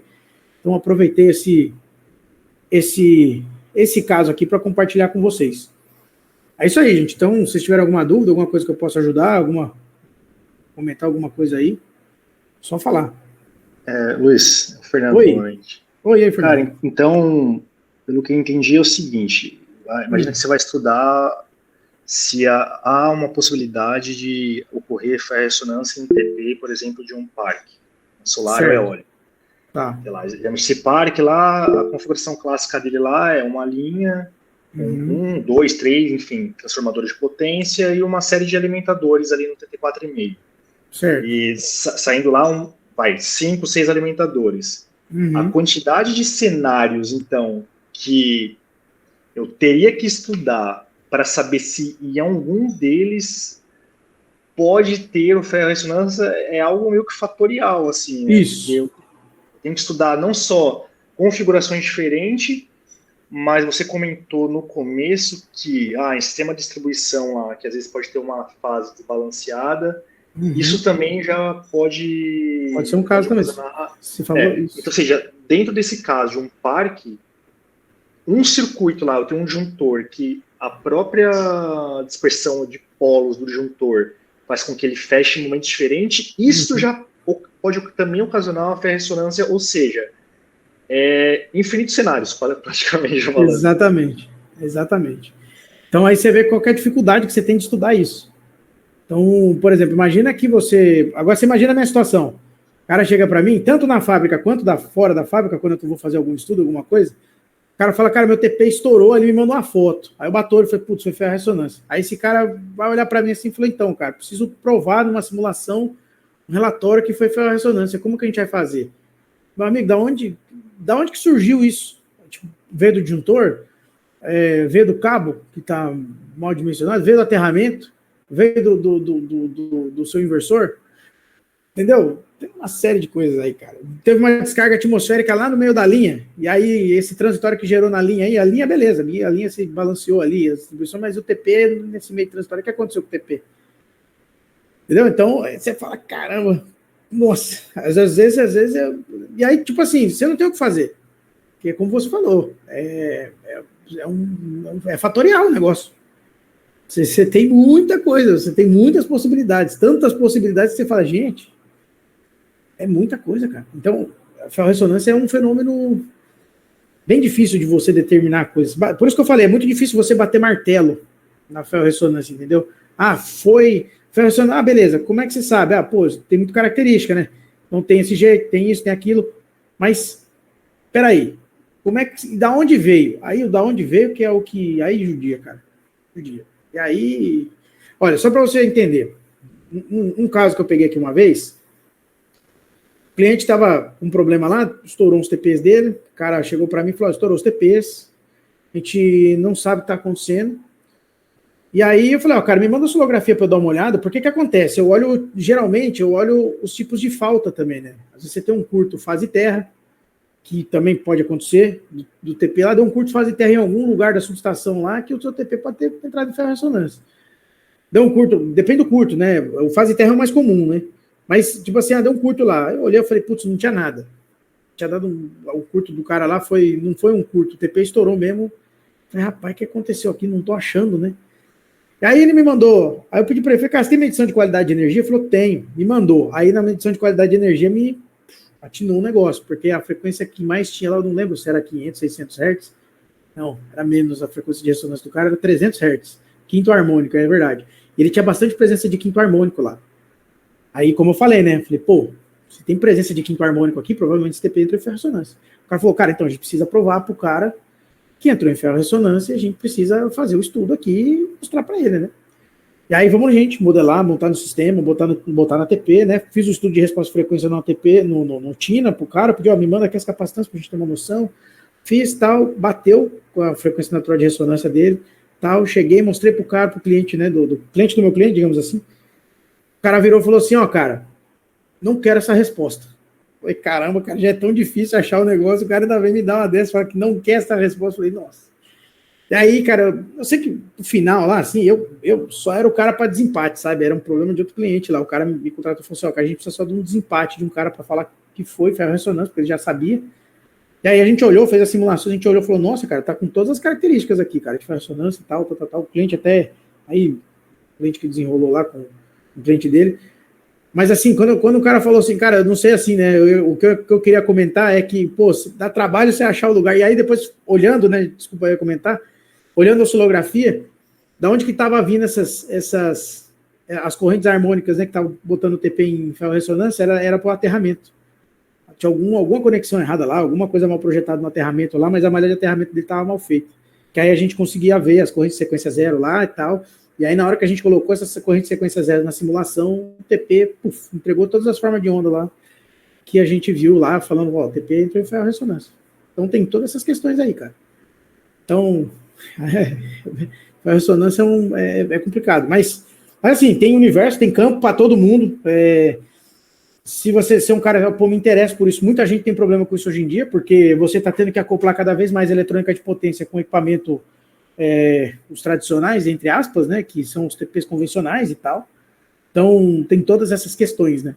E aí, não tem jeito, você tem que fazer aí, achar uma interface aí que consiga fazer todo mundo operar junto aí sem ficar estourando, entendeu? E aí, para você fazer isso, para você conseguir tomar algumas decisões, não tem como você deixar de fazer um estudo desse tipo, entendeu? Para falar assim, deu aqui, o problema da ferrorressonância aconteceu, mas a gente consegue contornar de alguma maneira, né? Igual eu comentei da resistência lá do dump, então tem algumas coisas que o pessoal está estudando bastante. Então tem até alguns colegas que estão estudando essa parte de análise de dados mesmo. Tem um colega meu que está fazendo o doutorado dele, ele conseguiu criar, assim, um outro colega, são dois colegas, né? Um eu estou até ajudando um pouco mais ativamente, porque ele criou um ensaio para ferrorressonância, né? Para encontrar os pontos de saturação, as capacitâncias. Então, ele consegue validar muito bem isso. E aí o outro colega está usando a parte da proteção, vendo como que ele pode fazer o ponto cego aí, tirar esse ponto cego da proteção. Então, por Por isso que eu falei que é um objeto de estudo para mim ultimamente. Então a gente chegou em alguns pontos aqui que a gente achou interessante. Esse amigo meu está usando essa parte olhando do ponto de vista do relé, vamos falar assim, ele está usando muita coisa de inteligência artificial, encontrar padrões, aquela coisa toda, entendeu? Então tem muita coisa aí que o pessoal está estudando aí, esse é um assunto que, cara, vai ter muito pano para mão ainda. Ô, Luiz, Oi? só, né, para falar, se tiver algum material aí, cara, que você possa passar, é bem interessante isso aí. Cara, você fala dessa parte de inteligência artificial, usando... Não, geral, assim? Tem muito material mais para trás, né? Ah, tá, Se tiver alguma coisa que você possa passar. Cara, eu vou contar transformador de instrumentos, você passa. TP, eu tenho muito para TPC.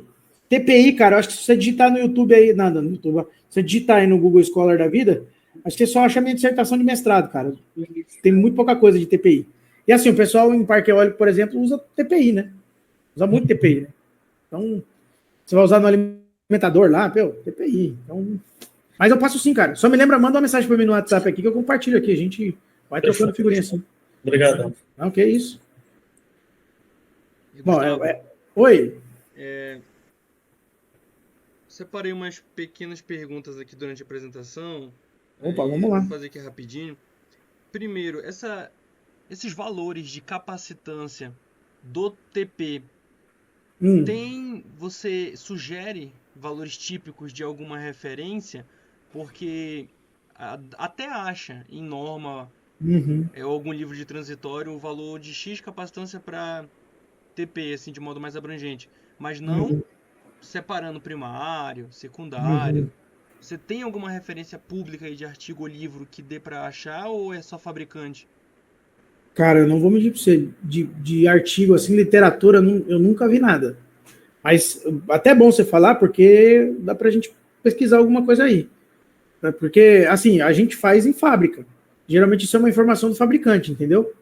Mas em termos de artigo, assim, eu nunca vi. O que eu sei que o pessoal está fazendo, agora sim, tem bastante trabalho sobre isso, é o pessoal que está tentando calcular essas capacitâncias. Então, encontrar modelos, tem simulação de elementos finitos, então o pessoal que está fazendo bastante coisa aí nesse sentido. Mas em literatura, assim, eu nunca vi, não. Sendo bem sincero com você. Se você quiser, eu dou uma pesquisada aqui depois, porque também eu acho um assunto interessante, né? Então, a gente pode até pensar vou pesquisar aqui, depois eu te respondo. É o Wendler, né, que tá falando, né? Isso. Então, pode deixar, eu vou dar uma olhada aqui, Wendler. Aí se eu achar alguma coisa, que eu te mando. Fechou. Quanto a essa capacitância, porque, por exemplo, eu tenho meu sistema montado, já tá lá, tá no campo. Certo. Se eu quisesse forçar uma condição de ferro-ressonância em laboratório, enfim, só uma pergunta rápida. Você já ouviu falar ou leu, enfim, alguma coisa a respeito de uma forma de calcular a capacitância que eu preciso? Porque você falou que você foi variando. Então, na sua experiência, eu sei que você deve ter feito em algum padrão já para ver o fenômeno. Mas, assim, tem como estimar mais ou menos a faixa que tem que ser? Cara, eu vou ser sincero com você. Eu acho que tem. Por que eu falo eu acho? Porque a minha ideia é justamente encontrar um modelo para isso. Só que, assim, não tem lugar nenhum isso. E se eu conseguir encontrar isso aí, praticamente eu tirei meu doutorado. A ideia do meu doutorado é exatamente essa. A gente encontrar um modelo para encontrar essas capacitâncias de uma maneira que a gente tenha consiga encontrar um equipamento de ferro. Tipo assim, encontramos um modelo de capacitância, se eu colocar nessas condições o TP, ele vai entrar em ferro-ressonância. Era essa a ideia, entendeu? Então, eu não sei nem se vai dar certo, vou ser sincero com você, porque talvez eu não tenha tempo para isso. Tanto que eu já estou até meio pensando em trocar a linha de pesquisa aqui, porque tá meio complicado o negócio. Isso aí não é fácil de fazer, não. Mas é uma coisa que mesmo terminou o doutorado, eu ainda quero fazer, cara. Porque facilitaria muito a sua vida, principalmente para o fabricante, né? Você tem já tem um modelo pronto aqui, você já tem todas as capacitâncias, o sistema está rodando. Mas aí a gente consegue calcular, mais ou menos a gente consegue fazer uma espécie... Que assim, o que a capacitância faz no final das contas? Sendo bem sincero, assim, trocando em miúdos. Você está como se você estivesse sintonizando um rádio. Então, a frequência de ferro-ressonância nada mais é de quando você sintoniza um rádio. Tanto que existem ensaios, cara, o cara coloca uma frequência tão alta que o seu TP assobia. O seu TP canta. De verdade. O que ele está fazendo ali? Ajustando capacitâncias. E aí você consegue encontrar uma frequência que é audível. Então, é mais ou menos isso que você está fazendo quando ele entra em ferro-ressonância. Você sintonizou o seu equipamento, suas capacitâncias, de uma certa maneira ali, que o equipamento vai entrar numa condição ali que ele vai ficar, por isso que chama ressonância, né? Porque nada mais tem a ver com som mesmo, né? Então a ideia, tanto que você vê aqui em campo, o que o pessoal fala? Antes do equipamento estourar, a primeira coisa que ele faz é um barulho, ele começa meio que a zumbir. Aí, e aí estoura. Vai zumbindo, aumentando o zumbido até que ele estoura. Então é isso. Mas essa ideia do modelo aí, ela existe. Pelo menos eu tenho a ideia de tentar calcular isso aí, chegar num modelo, ver se a gente consegue simular, criar modelos, validar um modelo e ver se a gente consegue publicar isso aí. É uma ideia, né? Beleza. Não sei se vai dar, mas vamos tentar. Então vou ter essa resposta logo. Ah, Deus te ouça, cara. Vamos ver se vai dar certo aí, cara. Porque, cara, isso aí não é fácil fazer, não. Eu sei, eu já dei uma estudada em algumas coisas e não tem muita coisa na literatura, não. Então. Não tem mesmo. A forma de onda da corrente que você mostrou, cara, eu Quer tive que a volte? impressão... Por favor, volta lá. Isso aqui? Isso. Hum. Cara, parece demais um enrush. Eu queria te perguntar como que... Assim, pra onde você olha aí que eu posso diferenciar do enrush? Ou só olhando isso não dá pra diferenciar? Tem que olhar outra coisa? É muito difícil você diferenciar só com o enrush. Pode ser um enrush. Pode ser. Não dá pra descartar isso, não. E parece mesmo um enrush. Tanto que você olha isso aqui e você fala, putz, cara, isso aqui tá com cara de magnetização. Tá até pela corrente de magnetização, né? Que é o enrush, na verdade. Que aí você olha aqui, a corrente até baixa a amplitude dela, né? Num regime permanente ali já. Mas o que eu falo sempre, cara. O problema da ferrorressonância não é a intensidade nem forma de onda. Na verdade, é a forma de onda, porque é a frequência que você tem que olhar. Então, você olhou aqui, nessa distribuição aqui de frequência, cara, é aqui, se você achar aquela frequência natural de ressonância, tá, vamos dar um exemplo, só para você entender. Bom, isso aqui, vamos supor que isso aqui é um enrush, beleza? Se minha frequência natural de ressonância fosse em, sei lá, 800 Hz, 900 Hz, vamos ver aqui. Nós estamos falando aqui em 800 Hz, vamos botar mais fácil. Vamos botar 900 Hz para ficar fácil a conta. Opa, peraí que eu fiz bobagem aqui, desculpa aí. 900 Hz, nós estamos aqui no 15º harmônico. Aqui a chance de ela entrar, tem chance? Tem, lógico. Não vamos ser doidos de falar que não tem, tem. Mas a chance é muito menor do que aqui. Lembra que eu falei? Em ferro-ressonância você não bate martelo. Mas cara, pode ser que aqui... Mas e aí, você viu aqui os ângulos, o ângulo mudou de sinal? Como é que tá isso aqui, ó? Tá entendendo? Então você tem todos... Não é só uma coisa que você tem que avaliar. A ferro-ressonância é difícil porque ela tem várias situações que, por exemplo, aqui a gente está usando um modelo muito simplificado. Então pode ser que o equipamento, ele entrou em ferro-ressonância aqui na simulação. Mas pode ser que no campo ele não entre, porque aí você tem perda, você tem, às vezes, os cabos, você tem um monte de outras coisas. Mas pelo menos aqui, você já consegue ter uma noção. Se o seu ATP, se é um software que você já confia, você não vai colocar o seu equipamento perto de uma condição dessa, né? Então tem todas essas questões. Mas isso aqui pode ser um enrush também, cara. Não necessariamente é só uma corrente de saturação, não. Você tá certo. Bacana, show demais. Tá certo. Você tem uma média aí, mais ou menos, já na experiência de quantos PU eu posso começar a pensar que é uma ferro-ressonância e mais ou menos até quanto ela vai? Por exemplo, de 1.3 PU talvez já tenha algo e o máximo ali que pode chegar é um 6 PU. Tô chutando. Olha, tem uma faixa? Cara, a experiência de campo aí que o pessoal fala, tem gente que já me falou que chegou a 7 PU, 6, 7 PU. Então o cara olha lá assim pra você, putz, tá ali na faixa dos 5 PU, 5, 6 PU, meu amigo, já desconfia que tá uma ferro-ressonância aí. É coisa pra caramba, quer ver, ó? Acho que tá aqui, ó. Aí, ó. Olha a tensão aqui. Se a gente for fazer uma conta rápida aqui, só pra gente pegar o pior caso, estamos falando de 800 volts. 800 dividido por 115, nós temos 6.9 PU. É bastante coisa já. Então você tá tudo bem, você tá pegando transitório, beleza, pior dos casos. Mas se a gente for pegar aqui embaixo aqui já, ó, você já tem aqui mais ou menos, vamos botar aí 400, 500 volts, vai. Vamos botar aqui só para ficar fácil a conta. 500 por 115. Você tem 4 PU. Então é mais ou menos essa faixa. 5 PU, 4 PU aí, você já começa a abrir o olho e fala, opa, provavelmente aqui está acontecendo uma ferro-ressonância. Então, mais ou menos isso, né? E aí é aquilo que eu falei, cara, se você for ver, provavelmente é a frequência que está em 4, 5 vezes maior do que a frequência fundamental, né? Beleza, obrigado. Que isso? Não abusando da sua boa vontade, mas... Pode falar. Você pode colocar num sistema lá que seria modelagem, num circuito? Você fala esse aqui? Deixa eu ver aqui. Esse aqui? Beleza. Tá. Fiquei com um pouco de dúvida quanto a... Por exemplo, tem uma indutância não linear, que Aqui. eu entendo o que representa. Mas tem um Isso. resistor não linear, esse RF. O que seria isso? Isso é novidade para mim. Resistor não linear. Não é para-raio não, né? Não. Isso ainda não. Seria a resistência do ferro dele, né? Ele usa a resistência que ele usa, é a resistência de magnetização ali, né? Então tá no ramo magnetizante aquilo ali. Então, eu não sei, em termos de não linearidade aí, um para-raio aí, talvez, acho que não é o caso, né? Eu não sei qual a condição que seria que esse resistor perderia a linearidade, sabe? Porque, na verdade, o que acontece? Se o equipamento saturar, aí não tem mais nada linear ali, né? E aí o que acontece? Esse ramo magnetizante todo aqui, ele vira um curto. Né? Quando o seu equipamento satura, isso aqui vira um curto.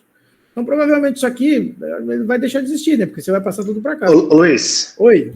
Será que esse resistência aí não linear não seria uma variação da resistência com a temperatura? Porque você falou que o TP ele aquece, né? Aquece, pode ser. Então, teoricamente, a resistência ela varia com mudança de temperatura. Sim, totalmente. Pode ser, e é não linear, diga-se de passagem. Não, faz sentido.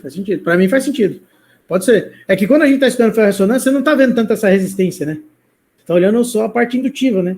Que é a parte de saturação. Mas faz sentido o que você falou. Faz sentido. E Gustavo, talvez, tá? Não posso afirmar.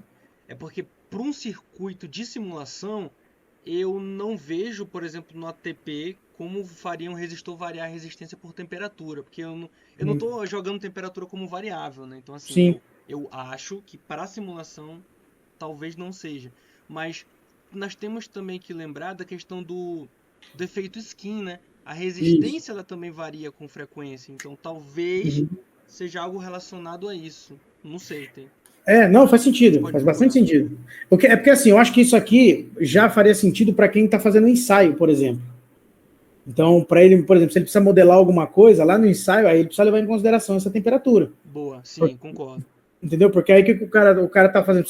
Se ele deixa não levar em consideração essa não linearidade com a elevação da temperatura, por exemplo, ele está mudando a condição do circuito. E aí, por exemplo, se você considerou ele ali totalmente linear, na hora que você vai fazer um estudo, por exemplo, você não levou em consideração essa elevação de temperatura, aí você vai fazer um ensaio, não vai bater o que você está fazendo, a questão, vamos dizer assim, a simulação com o que você vai fazer na prática. Porque assim, o ATP, ele tem alguns modelos muito bons, né, cara? Eu gosto muito do ATP.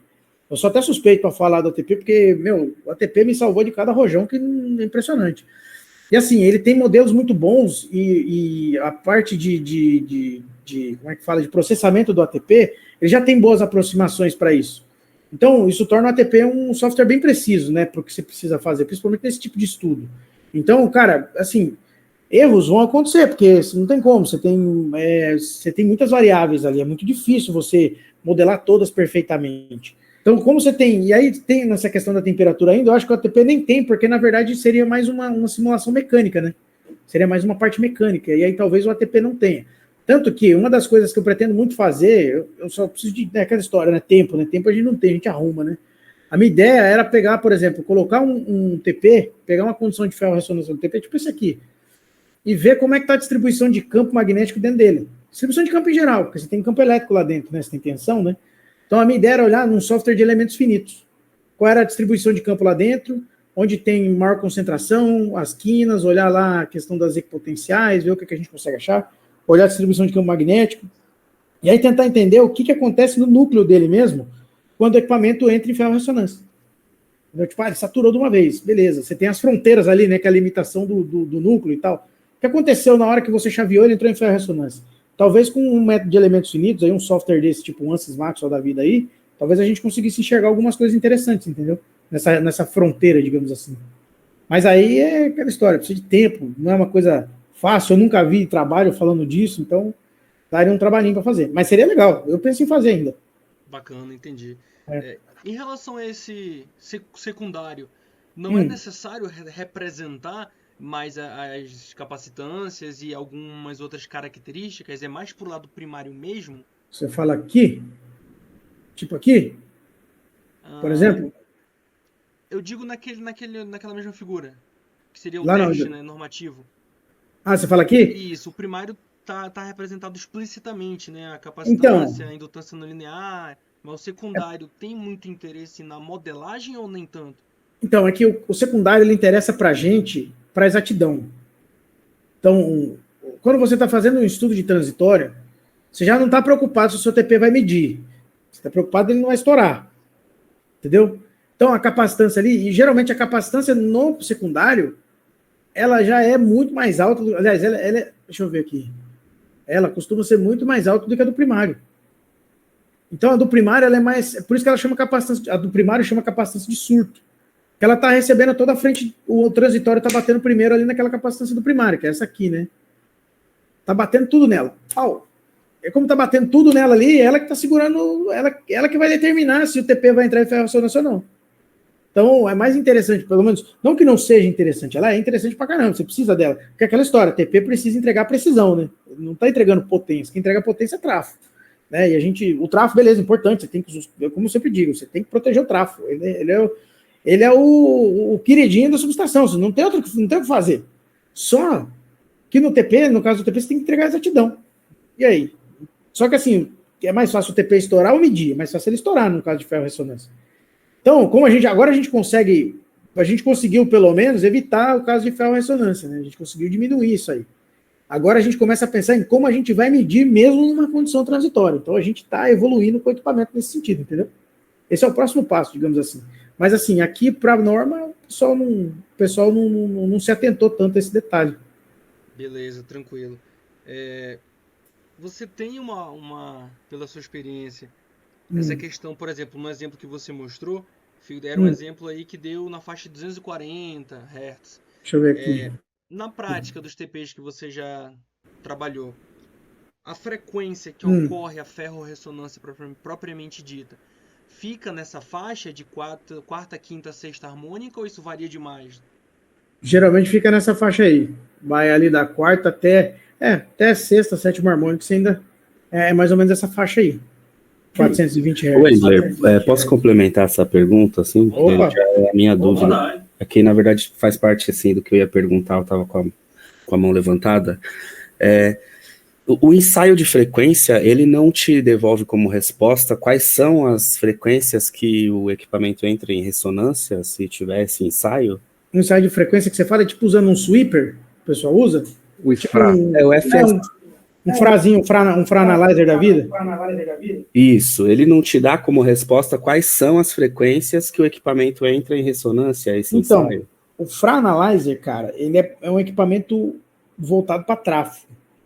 Então, no trafo, ele consegue te dar deformações da bobina. Então é difícil, para o trafo você consegue achar mais fácil a frequência natural de ressonância, você consegue achar no trafo. No caso do TP é mais difícil, porque o TP você tem muito mais espiras. Por exemplo, no trafo, geralmente, os enrolamentos dele, por exemplo, é mais ou menos balanceado, entre aspas, o número de espira entre primário e secundário. No TP, ao contrário, tem muita espira no primário, pouca espira no secundário. Então, às vezes, essa diferença é muito grande. O Fra-Analyzer, ele não consegue te entregar muito, porque, por exemplo, a tensão de excitação, às vezes, ela nem magnetiza o núcleo. Então, o Fra-Analyzer para o TP ele é mais difícil. O que a gente faz? Na verdade, a gente tentou fazer, até agora eu não estou conseguindo achar a sacada do negócio, mas é uma coisa que eu também tenho batido cabeça, cara. Faz um tempo já que eu estou pensando nisso, na verdade, eu só não estou conseguindo encontrar uma solução, na verdade. Mas tem alguns equipamentos que você consegue fazer, que é tipo um sweeperzinho, não sei se você já ouviu falar disso, que é um equipamento que você consegue fazer para trafo monofásico. E com alguns ajustes, algumas aproximações, você consegue usar no TP. Então, tem alguns equipamentos que você consegue usar. Você consegue usar... Só que aí, por exemplo, o que é difícil? Você vai variando frequência na mão. Então, você vai variando na mão ponto por ponto, tem a limitação humana, né? Então, por exemplo, se você tem como usar tipo um sweeper, um software, alguma coisa assim, você consegue diminuir passo de integração. Então, você consegue achar, por exemplo, às vezes tem 2, 3 pontos de ressonância no equipamento. Então, você consegue achar mais fácil, porque você consegue diminuir passo de integração, você vai ter maior precisão. Na mão é mais difícil. O que acontece quando você está usando tipo um sweeper mesmo? Você vai variando a frequência na mão, e aí quando você vai chegando perto da frequência de ressonância, o equipamento, a tensão não estabiliza de jeito nenhum. Ela fica oscilando loucamente. E aí você falou, opa, peraí, provavelmente a gente chegou numa frequência de ressonância aqui.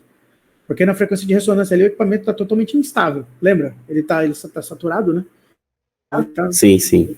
Então ele não ali você não vai ter um valor de tensão fixo, ele vai ficar variando. Então tem alguns equipamentos, que o pessoal usa, que é o caso do sweeper, né? Eu tava querendo mexer num aí, mas cara, não consegui ainda. Eu tô com umas ideias aqui, cara. De repente aqui, em breve a gente consegue pensar no equipamento assim.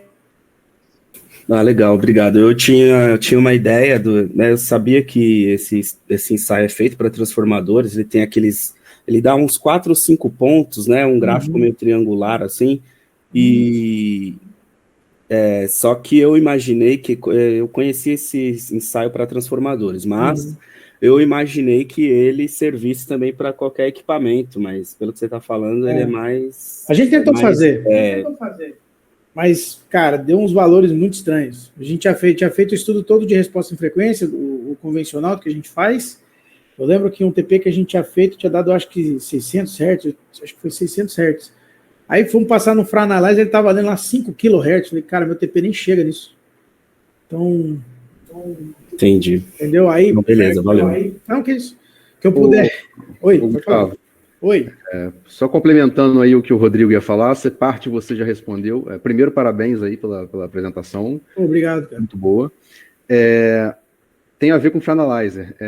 Nós estivemos envolvidos num projeto para a subestação Boa Vista, onde vão entrar ali uns compensadores estáticos. E o ANS, à época, exigiu a campanha de qualidade de energia, né? Ali onde você vai monitorar até a 50ª harmônica, de tensão, etc. E exigiu, ele se conecta ali através de, são TP6, são transformadores capacitivos, né? Ele vai despachar, se não me engano, no 500 kV direto. E o operador exigiu não só a campanha de qualidade até a 50ª harmônica, mas que aqueles valores de harmônicos fossem corrigidos pela resposta em frequência do TPC. Aí ele deixou aberto, se você conseguir com o fabricante do TPC, a característica, o diagrama de Bode, a varredura, ok, joga para dentro lá do Excel, do Python, tanto faz, e corrige, né? Porque ele vai tender a mentir o harmônico em alta frequência, né? Sim. E se não tiver, sinto muito, vai lá em campo e faz. Pega um Franalyzer, né, e vai lá em campo e faz a medida com o Franalyzer nos TP6. Aí a única exigência é que a campanha fizesse uma varredura de 40 Hz a 5 kHz, né, extrapolando aí até um pouco mais dos 3 kHz que vai dar a 50ª harmônica. Pelo que eu pesquisei à época, estudei, o TPC ele tem um comportamento de resposta em frequência mais comportado que o TPI. Parece que para altas frequências o TPI ele tende a mentir mais. Isso.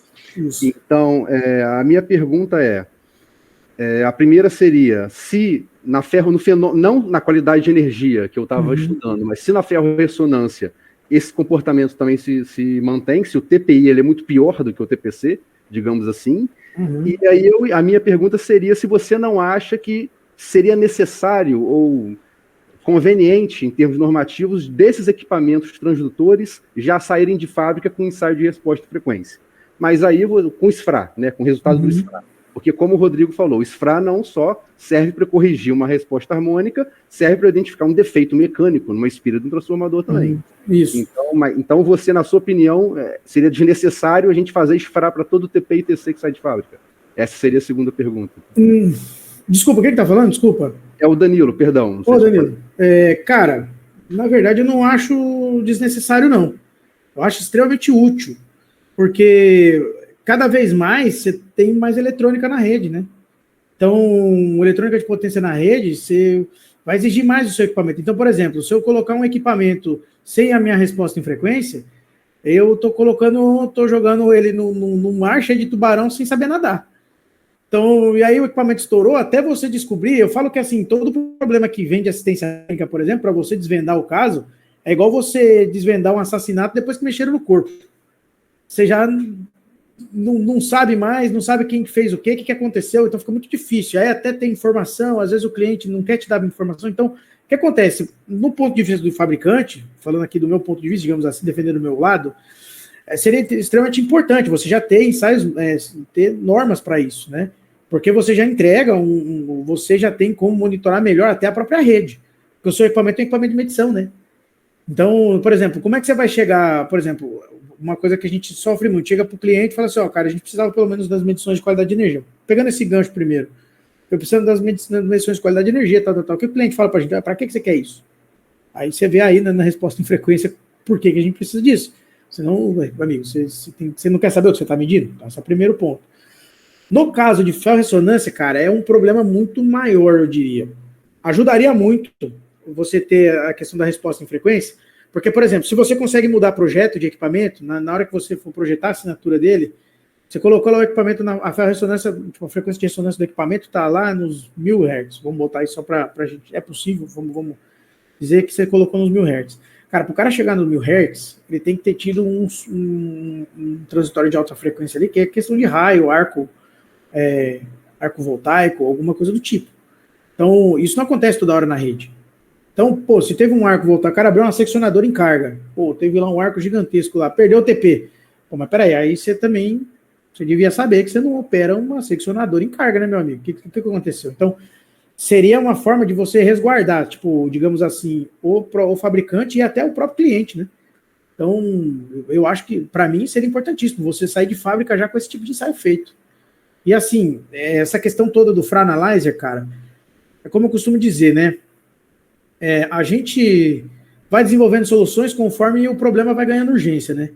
Então, até uns dias atrás, até uns anos atrás, digamos assim, vamos dizer assim, até 2018, 2017, cara, eu nunca tinha ouvido falar direito de ferro-ressonância em TP. Ouvia muito pouco. Comecei a ouvir isso em 2019 para frente. Aí, quando eu vim trabalhar em fábrica, aí eu comecei a ver que aí, cara, era direto. E aí, tipo assim, como eu estava estudando isso na época do mestrado, a ideia de eu trabalhar numa fábrica era eu aprender justamente a parte prática, né? Falei, pô, cara, como é que funciona isso aqui, né? Eu acho que agregar é fazer, resolver o problema e tal. Eu comecei a perceber, cara, que é muito mais comum do que parece hoje em dia, né? Tanto que aumentou muito os casos. A gente pega lá, às vezes, para fazer análise, para ver o que veio, o que está vindo de ferro-ressonância, tá? Antigamente, se você pegasse 2019, dava 2 casos por ano, até 2019 ali, 2 casos por ano, mais ou menos, e era meio mal documentado, então você não tinha muito como diagnosticar. Agora você vai ver, tá vindo 7, 8 casos no ano. Eu falei, caramba, cara, tá subindo isso aqui. Entendeu? Então, não tem como. E até na indústria também, né? Que o pessoal agora está iniciando banco de capacitor e usina fotovoltaica em paralelo. Então, exatamente. A risco da ressonância série e shunt. Exatamente, né? Cara. Banco, então, cara. Exatamente. É exatamente isso. Banco de capacitor, cara, é outra coisa também que, se o cara não dimensionar direito, amigo. A bomba relógio. Exatamente. Aquilo ali é pedir para o negócio ir para cá do chapéu. E aí você perde TP feito louco, cara. Então, eu vejo pra gente aqui, hoje mesmo, inclusive hoje, cara, a gente estava resolvendo, teve um caso de assistência técnica que o cliente chegou lá e falou assim, ó, a gente pediu pro cara botar um banco de capacitor lá para corrigir lá o fator de potência, aquela coisa toda lá, e aí o TP não aguentou, estourou. Eu falei, putz, eu botei a mão na cabeça, já falei, aí a gente faz a quebra técnica, né, eu fui lá, quebrei, eu falei, vixe, cara, aqui tá com cara de ferro-ressonância. Cara, tipo, jeito, sabe, tudo igual, tudo parecido, falei, cara, então... E ainda por esse gráfico, por essa tabela que você está mostrando aí, da quarta harmônica até a quinta harmônica aí, seria uma frequência baixa, né? Um transformador não seria nem ia sentir cosquinha. Exatamente. Né? Mas o TP... Se o TP sente nessa, né, é baixa a frequência até. Acho que o transformador deve ser na casa dos 50 mil, mais ou menos, por aí. Um transformador... 2 mil, 5 mil, assim, né, naquelas... chega uns 10 kHz, cara. No gráfico. Uns 10 kHz, aí ele bem mais alto. O trafo então, para 200 e pouco aí do TP, cara, é bem baixa mesmo. O que o seu trafo pode sofrer com isso aqui é perda de isolação. Alguma coisa na isolação dele ali. Porque aí entra na parte mais de material magnético, na parte de materiais elétricos, né? Aí os materiais isolantes dele ali, ele foi projetado para, por exemplo, se ele foi projetado para pensar para trabalhar em 60 Hz, você vai ter mais perda. Então ele vai esquentar mais, aquela coisa toda, e aí você vai diminuir um pouco a vida útil dele. Mas é o que você falou, em termos de perder o tráfego, esquece, o tráfego nem vai ver. Quem vai ver é o TP. O TP vai cozinhar, tadinho. Não tem o que fazer. É igual eu falo, né? Por exemplo, principalmente o pessoal que trabalha com tráfego, quando a gente fala dessa questão toda, né, apresenta esse tipo de coisa, o pessoal fala, cara, mas meu tráfego nem vê isso. Eu falei, realmente, mas você não quer medir o que está chegando no tráfego? Você não precisa proteger ele? Então não tem como você pensar só no tráfego. Você tem todo um sistema para proteger o seu tráfego, cara. O TP faz parte dele. Se você perder o TP, e aí, como é que faz? Então, não tem como você desvencilhar isso. E aí, o que acontece? Começa a perder. E assim, né? É como eu falo, né? A parte do corpo que mais dói é o bolso. Então, se o cara começa a não ter como medir o que está chegando, o faturamento, meu amigo, ele vai começar a reclamar, porque aí ele não sabe quanto que ele está chegando de dinheiro, quanto que ele está ganhando, quanto que ele está perdendo. E aí, meu amigo, ninguém quer isso aí. Então, quando o cara, e é o que eu falo, né? O problema ganha urgência conforme ele vai aparecendo, né? Aí o cara fala, pô, cara, perdi um TP. Aí beleza, aí daqui a pouco o outro cara, pô, perdi um TP. Mas o que aconteceu? Pô, estourou. Estourou como? Ah, tava num parque eólico aqui, sei lá o que aconteceu, pum, estourou. Tanto que olha só pra você ver uma coisa, até lembrei de uma coisa que eu ia comentar, eu acabei esquecendo. Essa aqui da tabela, aproveitando ela. Quando a gente faz resposta em frequência, por exemplo, a gente tinha um equipamento, vamos supor assim, eu tinha um equipamento, fizemos a primeira resposta em frequência, ele estava em 300 Hz, vamos supor. Mandamos pro parque eólico sem saber, tal, aconteceu alguma coisa, ele estourou, pum, beleza. Aí ele volta. Aí a gente vai e faz uma mudança de projeto. Aí você vai fazer a resposta de frequência dele, vai dar lá na casa dos 900 Hz, 1 kHz. Ok, você fala, pô, tá tranquilo, suave. Mas vamos pegar um caso que às vezes a gente não consegue, questão de molde, tamanho, bobina, tem todas essas coisas. Vamos supor que a gente não consegue fazer, e aí o TP saiu ali dos 300, foi para 600. Décimo harmônico já é mais possível, né? Bem mais possível em parque eólico, né? Então imagina que aí chega lá no parque eólico, o que o cara faz? Ele, cara, o TP antigo estava nesse ponto, vamos botar ele mais longe. Se você botar ele mais longe, você não está pondo mais cabo? Você está botando mais cabo? O que está acontecendo? Você não está aumentando a capacitância? Aquela capacitância ali da frente, ali como se fosse a coluna capacitiva, entre aspas, ali. Se eu aumentar a capacitância, lembra lá da capacitância de surto? O que vai acontecer com ela? Essa capacitância aqui. Se eu aumentar ela, a resposta em frequência diminui. Aí o cara aumentou mais cabo, botou mais cabo.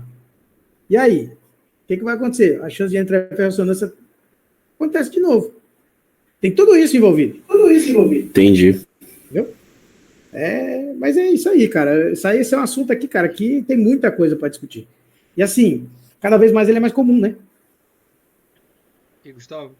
Oi. Já encaminhando para o nosso end aqui da reunião. Volta na tabelinha, por favor. Tabelinha? Opa, não, isso aqui é a minha. Essa aqui. Perguntinha bem rápida. Pode falar. A que característica você atribui a partir da quarta harmônica? A tensão no secundário, que estava aumentando, começa a reduzir de novo. Uhum. Por que seria essa mudança de comportamento? Então, aqui a gente tem o tal do passo de integração na simulação. Então, o que está acontecendo? Provavelmente, a minha frequência de ressonância não é o meu quarto harmônico, ela é alguma coisa entre 4 e 4.7. Então, aqui nesse intervalo, talvez você tenha uma tensão até maior do que isso aqui, só que você teria que diminuir o intervalo. Lembra o passo de integração? Certo, beleza. A tensão, o que acontece? Você está vendo aqui que muda o sinal aqui, ó? Uhum. Esse ângulo aqui, o certo seria onde o ângulo aqui seria zero. Então, chegou no ângulo zero, aí você teria o valor de tensão certo, entendeu? Então, você pode ver aqui, ó, que aí que aconteceu? Eu tinha 1 ponto, de repente eu tenho 12.44. Aí a tensão já é outra mesmo. A tendência é ela diminuir, porque ela lembra que ela faz a curva aqui, ó, ela tá descendo e depois ela tá subindo. Então tem essa variação. Então aqui é só uma questão de erro do passo de integração da simulação, entendeu?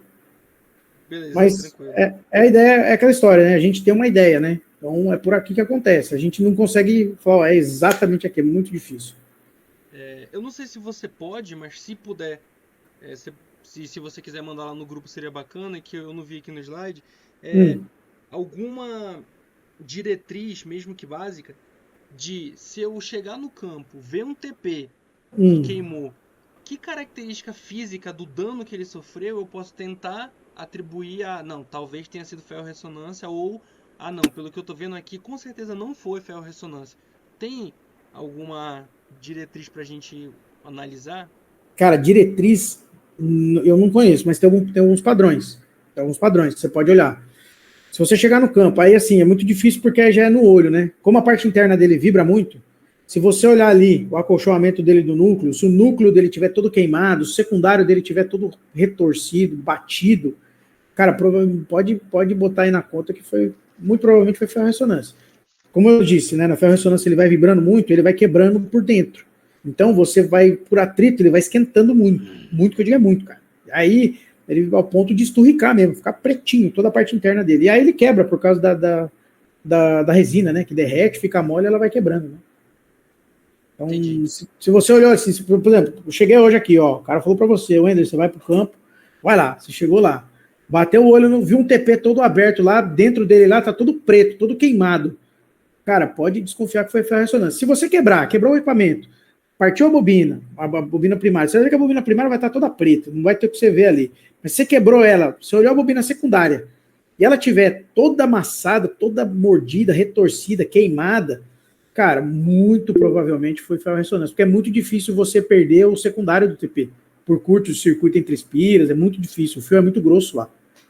Então, ô Luiz, você tem alguma foto de algum ensaio que tem essas características que você acabou de falar? Cara, pior que até tenho, só que o problema é que eu não tenho aqui fácil.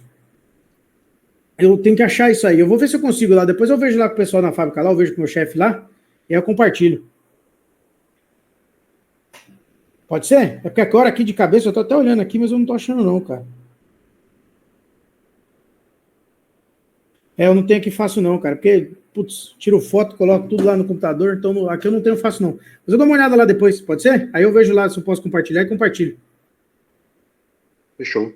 Pode ser? Aí eu... Última pergunta. Pode falar. Vamos lá. Só para fechar o entendimento, para ver se eu não entendi sério. Ver se bate com o que eu estava lendo. A gente faz a avaliação da assinatura do TP. Ok, aí a gente vai para nossa montagem do campo.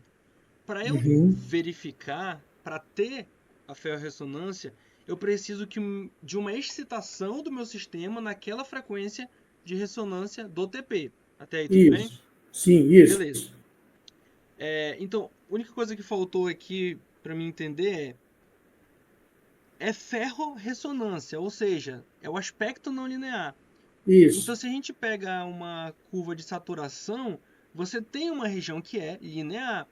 Então, só para você confirmar ou não isso, para eu ter a existência da ferro-ressonância, eu preciso que o meu TP esteja obrigatoriamente saturado, porque se ele não satura, eu estou linear. Então, se eu estou linear, não é ferro-ressonância. Ou não é bem assim? Eu preciso que ele esteja saturado? É isso mesmo. Na verdade, a ferro-ressonância acontece normalmente justamente no limiar ali, né, da saturação. Então você tem ali um DFI, vamos falar em termos de engenharia.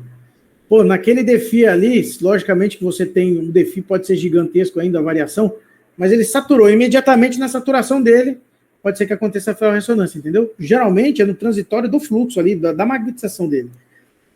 É que aquela história, como eu falo, o seu TP, o TC, ele não vê corrente tensa, ele vê fluxo, o fluxo magnético. Então, na hora que ele saturou ali, logo que ele saturou, você plau! Aí você já viu que deu a curva de saturação, ele já entrou provavelmente em ferro-ressonância. Então, é na saturação. É por isso o termo ferro-ressonância. O ferro é justamente a ideia de não linearidade. Então, você está se apropriando de um termo da mecânica, mas você está trazendo para a elétrica. Para você trazer para cá, você tem que explicar onde é que você vai usar ele, né? Então, você está usando justamente na parte não linear, por causa do circuito ferromagnético. Tá certo, perfeito. Então, compreendi. Ô Luiz, só fazer uma pergunta aí em cima do que o Wendler perguntou. Pode falar. Assim como o transformador de potência, o TPI ele também opera próximo da região de joelho dele, por isso que para ele sair da linearidade para não linearidade ali é um salto. Sim, é por isso mesmo. Ele tem uma região de linearidade ali, né? Então, aí depende do fator de sobretensão, depende de algumas coisas mais assim.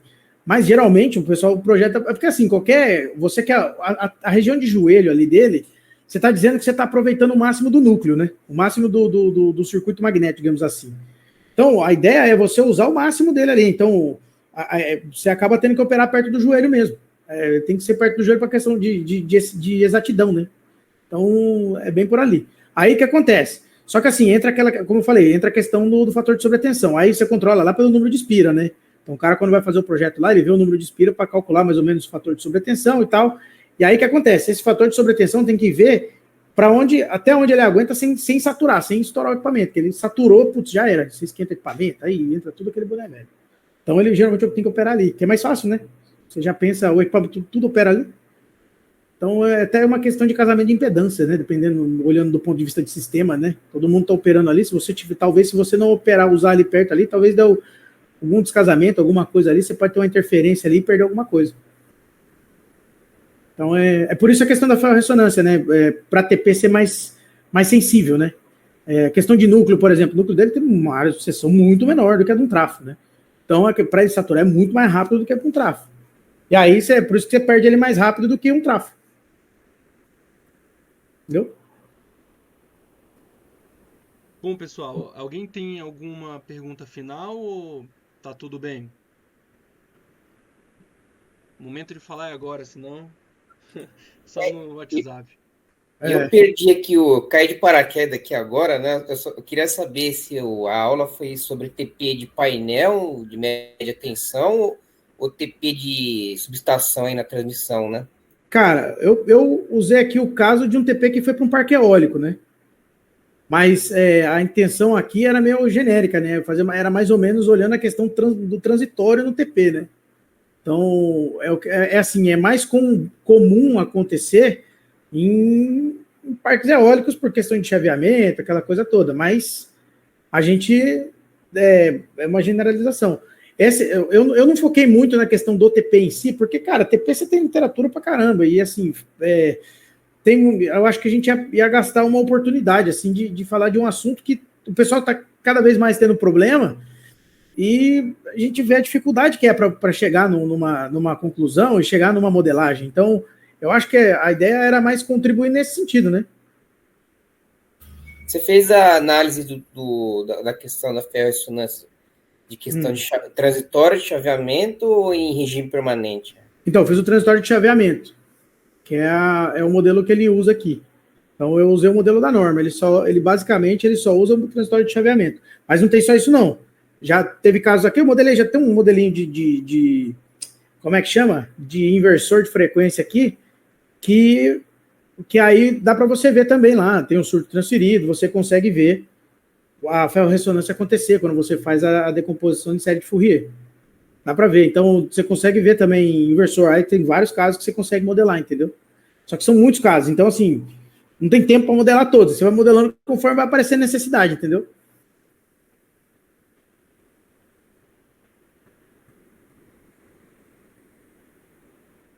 Bom, então, Gustavo, muito obrigado pela excelente apresentação. Acho que você respondeu aí umas 30 dúvidas. Não, para poder ajudar, a gente está aí, demais. cara. Se puder contribuir. Então, suas palavras finais aí, eu já dou por encerrada a reunião e vamos para a próxima. Se quiser falar mais alguma coisa.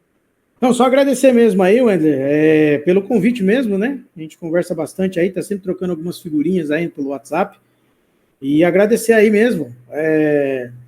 Vi aí que tem um pessoal aí que trabalha comigo lá, tá o chefe do laboratório aí, o Francisco, tá o Fernando aí, meu chefe aí também, Fernando Ribeiro, e que o pessoal tá na área aí.